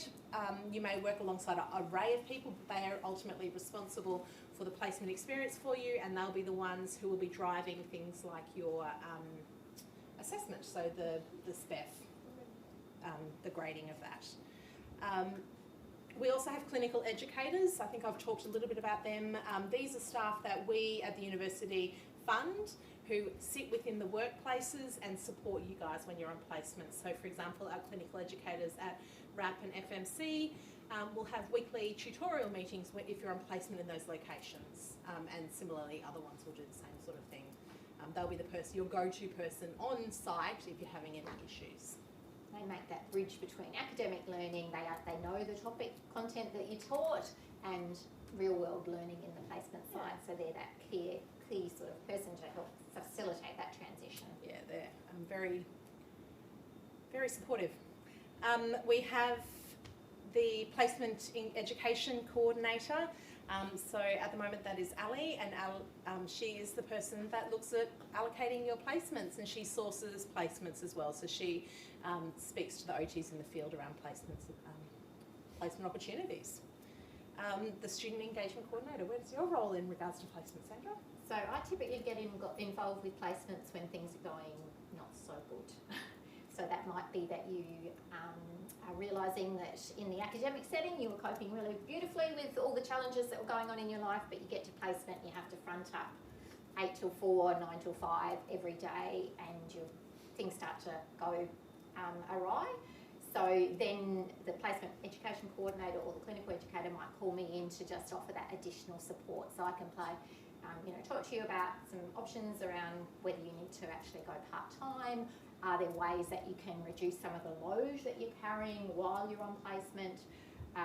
Talk about understanding what the assessment items are that you're having difficulty with, so spend a bit of additional time with you helping work on that and just sort of working through that. So we know that placements are the things that are really, really important to you, and we know that they're really high stakes, and we know that it's devastating if it's not going well. So we wrap a lot of support around you with placements. So that's just an additional level of support. And then we often, share out who's going to do that around just maybe check-ins and following up and looking, making sure that you're okay. And that process has meant that people who've really struggled on placement have actually been able to do fine for the second half, or have been able to pass. That's not to say sometimes failing a placement, as devastating as it is the thing that needs to happen at that point in time, because you're not ready for a number of reasons to be able to do that work. So we might advise finishing a placement early, we might advise taking a leave of absence from it, or we will absolutely support you with the process of repeating a placement. As you can appreciate, again, it's different between academic learning and real world learning, and if things aren't going in the real world learning, that you have to be able to demonstrate competence for us to have any credibility in graduating you. So sometimes there's tough decisions that have to be made, and we will really wrap around and support you with that process. And we have got many, many positive experiences of students who've ended up having to fail a placement or stop a placement or put it on hold, and then come back and successfully completed the placement, the degree, and are now working very successfully as workers. So I think it's just an important thing to know that sometimes it is hard in that environment, and if you think that's going to be, you know, if you're already worrying about it, you can talk to any of us really about that in advance, but certainly as it gets closer to placement, we'll talk a lot more about this stuff and help you with making sure that you are as prepared as possible. Absolutely. And so then I guess carrying on from that, my role as the course coordinator would be, if we do identify problems, well, what does that now look like for your study plan? How do the next 12 months, 18 months of your degree, what does that actually look like? Let's sit down and make a plan. Or if you need an alternative process, so if you have to do part-time for whatever reason that might be for placements, what might that look like? How can we make that work within our academic calendar year? So I'll be looking at that sort of logistical aspect of it and supporting where needed.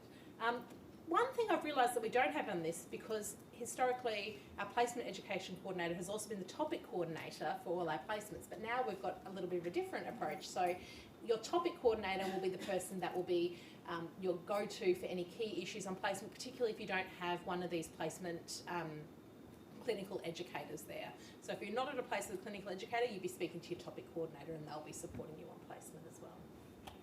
So they're our roles, but we don't expect you to retain this. Just know that you've got lots and lots and lots of support, and we will let you know who they are when you need it. What do we need you to do now? So key bits of information. These 3 points to take away. 1, check your address so you don't end up on a placement on the other side of Adelaide that you don't need. 2, email through any access plans that you need to have that we might need to be aware of when we think about your placement allocations.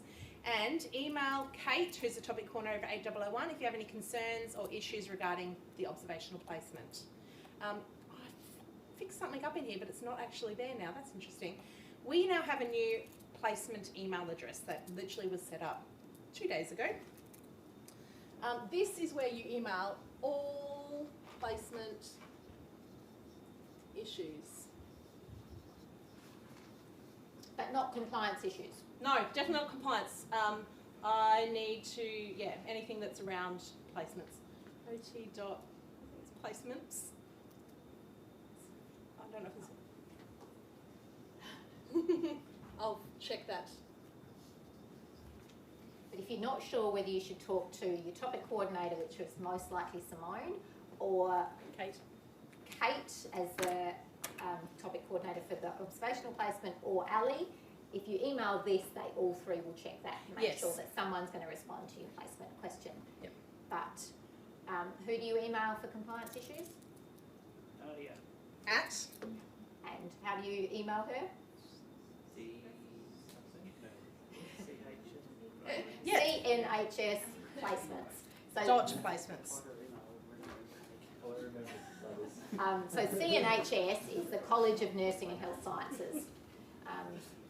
CNHS, that's a H dot, I'm not really a whiteboard writer. No, you can tell none of us are actual teachers because our handwriting's appalling. We're lecturers. Yes, I know, I'll go cuckoo. Anyway. Dreadful. Yours was beautiful. Yeah. We used to get in trouble from one of our previous staff members on our writing. We don't do it very often. So there's your 3 key things, and these are the key emails. So compliance, anything else. The big reason we did this is because actually all our staff are part-time. So if you email it there, someone will see it. If you email, for example, Simone, and she's only there Monday and Thursday, no one's going to look at it the other 3 days. So that might give you a bit of anxiety. Olivia, this is you. Yes, you should. Yeah, and we won't hear you. Were there any questions? Before we go. Chat with Olivia. Lots of information. Yep. I was just wondering how far in advance we find out about our placement allocation. Is this for the observational one? Yeah. I believe you'll find out shortly. I think that's going to be starting to work through in the next week, so hopefully week 2. Again, we can't allocate anyone who hasn't got compliance done, so that'll be a sticking point.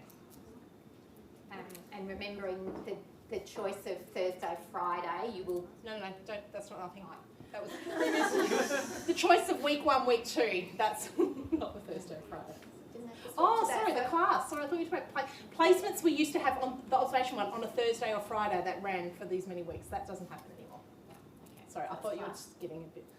I just remembered something about Thursday and Thursday and Friday. If you can't do it, we're going to reallocate 801 classes. So if you're really adamant that something you need to not be on Friday, please just email me. But keep an eye on that. We'll post it later today. There was a few other questions. Dane.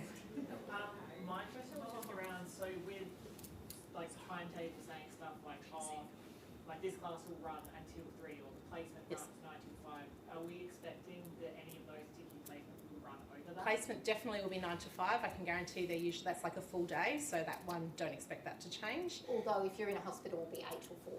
Yes, Okay. that So is it's true. a full day, Yeah. but you will, once you know the site that you're at, you'll find out the specific details for that site, what time they want you there on the first day, whether you need to wear a uniform, all of that kind of stuff. Where to Kate go. will go through that with you in 801.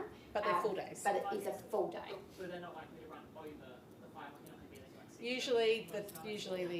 Usually the workplace want you out there.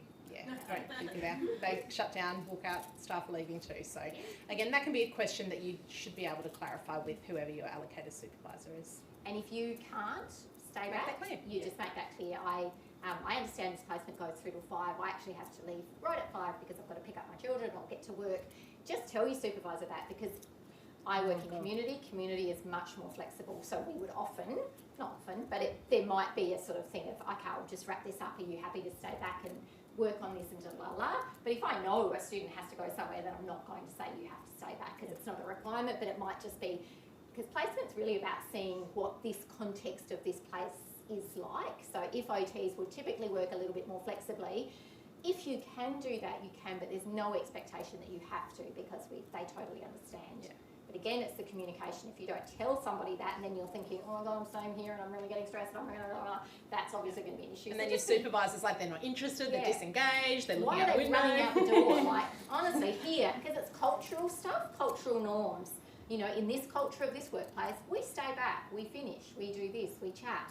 So a student going, bye, see ya, pew, could look like, Not interested. they're not really, you know. Not engaged. But if we know, I'm going to pick up my kid, it's like, of course, go, quick, run, that's fine. Yeah. So yeah, just being aware of that. Yeah. There was a few other questions. Yeah. When are we gonna know which one is the placement that we? Week 2, probably week 2-ish, I would imagine. So not next week, the week after. That's where we'd hope that we'd put you down for your observation placement. For the placement at the end of the year, probably in September. Just so we don't put down a preference for the observational one. No, it's We based. just we get It's based on your postcode, Location. because it's not necessarily about. Well, it's observation and only really looks at those professional skills. That's what you're assessed on, and it's about actually taking what you're learning in the classroom and seeing it in practice. So if you're learning all about the OT process and what the assessment process might be, you go to placement and you get to see that in action. Really? Just with the observational one, will we find that out via in-place or email? Oh, that's a really good question. Kate will let you know next week. Yeah, absolutely. Appreciate you being so understanding. Yeah, no, Kate will make that really clear. Okay, I'm going to hand you over to Olivia. You might need to just sort of stand here or grab the mic. Okie dokie. So basically, I don't know how many of you've heard, but last year we started a student association which is called Fodder. It's all fairly new, so we're fairly small, but this year I'll be taking over the president role, and we've got a lot of final years at the moment, so we're kind of putting a call out to people if they want to join. I've put flyers around the place for you to sign up as a member, because that gets you the discounted tickets to the ball and stuff like that. There. Oh my gosh, beautiful! Something I prepared earlier. There's Beautiful. your QR if anyone wants it. Yeah, so that's how you sign up. Being a member is really important, because that's how you find out about things we're doing. Like, we're having a barbecue in a couple of weeks. So if you come along, it's free, why not? And basically, yeah, so the whole reason we started this association was to sort of be a bit of an advocacy service for you guys. We are affiliated with FUSA, so we get the money, which is why we can run free barbecues. And then we also will do some merch, so hopefully that will be coming out late March, ready for winter. What's the merchandise? Jumpers. So we've got a hoodie, a rugby and a crew neck, I think. Yeah. So those jumpers are a fabulous way of promoting OT and feeling a sense of connection, but they're not placements, so they don't actually become part of your placement uniform. They're separate. Yeah, so definitely sign up, come to the barbecue, and if you're keen to get involved in organised things like the ball and stuff, they're all like great events to meet one another. The barbecue will be a great one for that too. Like, it's at 5 o'clock on a Friday when our class finishes at 4, so come along and get to know others. There will also be final years there, so I'm sure they'll be happy to talk to you about any questions that you have. And if you have any questions, find me. Can I just ask, what were some of the events that you ran last year? Okay, yeah, so we had a welcoming event. We couldn't do a barbecue last year because of COVID, so that's why we're excited to do one this year. And that'll be run down near the barbecues that are outside, right? At the Sturt Courtyard, so just outside there where the cafeteria is. West Wing, outside of West Wing. That's the one. We had a trivia night, so we're going to do one of them again in second semester. The ball, which is at the end of first semester. Movie night, yes. Sorry to interrupt. The OT ball was done with physio as well, Yeah, wasn't it? and we'll do that again. So we'll do it with the physios as well. So if you have physio friends, that'll be good, and it just makes it cheaper for students if we do a bigger event. What else did we do? And then we had the merch. We didn't do heaps last year purely because we were just getting our heads around it. And again, the more people that sign up to help us, the more events we can do. And I think you've been really open to being really inclusive, so around cheap or free things, because again we've got people who have moved from interstate or internationally and don't necessarily know how to get around, and it's a really nice way to be able to connect in and be able to do things that don't cost too much. And I think all the OT students say that one of the best things about doing a course like this is you get lifelong friends. You still connect. I still connect. Belinda and I studied together. We've got my cohort from 34 years ago. We are going out for lunch on Saturday. So these relationships are really powerful, important relationships, which then as you get older become your connection, because people who are now heads of programs all over the place, or doing really good things. So the time that you spend now and through these things, even if you're kind of a person who's a bit shy and a bit like, oh, I'm an introvert, that sounds hideous, give it a go, because these guys are really good at making you feel welcome, and they've tried to plan this range of things that will suit people, but also you're open to other ideas, aren't you? Yeah, definitely. If you have any other ideas of events that you want run or anything at all, just send me a message. I'm not going to buy it. And we also have a group chat for our year level, so if you're not in it, there's a lot of the bachelor students. Just find one of them or me. Is it on what? Facebook. Do you want to write what it is called up here and they can search it? You have to be invited. Yeah. It's exclusive. Or you can find me on Facebook, send me a message request. Do you want to write your name up so they can look for the spelling then? I'm in a red dress and there's an ugly boyfriend next to me. Just look for that. Just click me a message and I'll add you to the group. Yeah. So while you say you're exclusive, you don't mean to be exclusive. You're just trying to make sure it's not. Until you get in. Yeah. And everyone is welcome and is invited. It's just an exclusive process to get to be welcomed and invited in. Well, I guess it's protecting confidentiality. Yeah. There you go. That's what it is. Yeah. So look up Olivia if you're on Facebook, and she will add you. That is all I have. Yeah. Don't be afraid to join and ask me if you think of anything you think might be good. Do you have any questions now for Olivia? No. Excellent. Thank you. Thank you. It's okay. So QR code, has everyone got it? I imagine you have. Oh, this is us. It's looking bigger and bigger all the time, which is really exciting. So this is our teaching team. As you can see, most of us are part-time.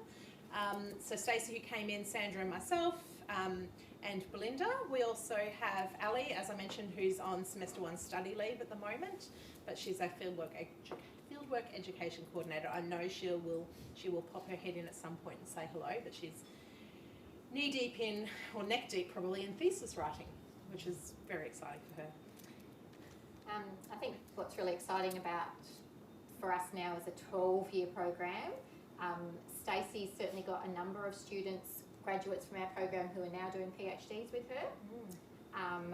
A number of our tutors are graduates of the program who do casual or contract tutoring with us, and Mercy is our first full-time ongoing, not full-time, she's ongoing lecturer with the program who graduated from our program as well. So as we grow and get bigger, there is that nice pathway through to research or to academic work if that's something that you're interested in. And as Stacey said, definitely worth talking to her. She is phenomenal. She always undersells herself big time, but if you click on her link, she's done some groundbreaking national and international research. You don't see her as in terms of the teaching very often at all, but she is leading and encouraging OTs to do research in a really powerful and exciting way. And incredibly approachable. I know that it might be intimidating, but anytime you have any questions about research, you know, if you're interested in it, she's very happy to make the time to have a talk to you, because she's always, she is an advocate for promoting occupational therapy research and has done some great work in bringing that to South Australia and Australia, really. So yeah, email Stacey if you are really interested in PhDs. And we will touch a bit on that and have some people doing PhDs or who are researchers will come into second semester to talk to you about that too. So it's another time to touch base with Stacey. Yeah, and Simone, who's teaching mental health alongside me, and Kate, who we've mentioned before. We then have all our clinical educators. So I know I've alluded to them a few times, but this is our clinical educator team. Quite a few of these OTs also come in and teach into the program. So some of those names will either be familiar to you if you did the BHS here, and some of these OTs were your tutors for classes, but they will become familiar as you go on placement or as you keep working through the degree. And they're very much part of our team as well. Yep. So that's the kind of external team around.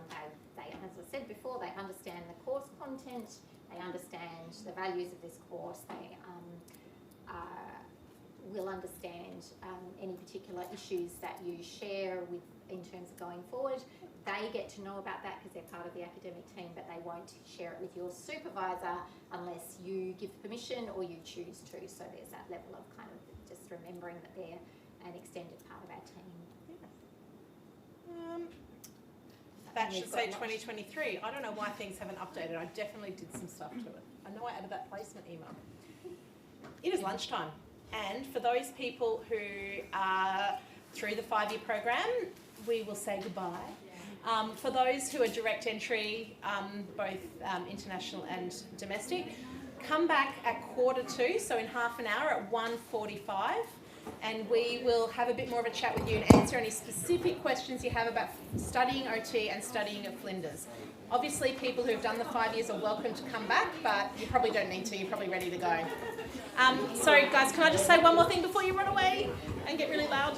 We usually take photos, but we ran out of time because Sandra and I talk too much. I know, it's so sad. Guess what? I'll do it next week. So be prepared. We also really like it if you dress and do your hair like you normally would, because often we get photos of beautiful hair that's really curly and they normally wear it straight. And then we can't recognise you. So just think. Yes. It's just a request from our selfish perspective. To make our life easier, whatever you are photographed looking like has to look like that for the rest of the year. No hair changes. If you wear glasses, wear glasses. Can't grow facial hair, guys, if you're not already in the photo. Keep your head red if that's how it's happening. Welcome to the program, and we are so excited you're here, and we'll see you on Monday if you're leaving, and in half an hour if you're staying. Bye. We'll be here if you've got a question before you leave.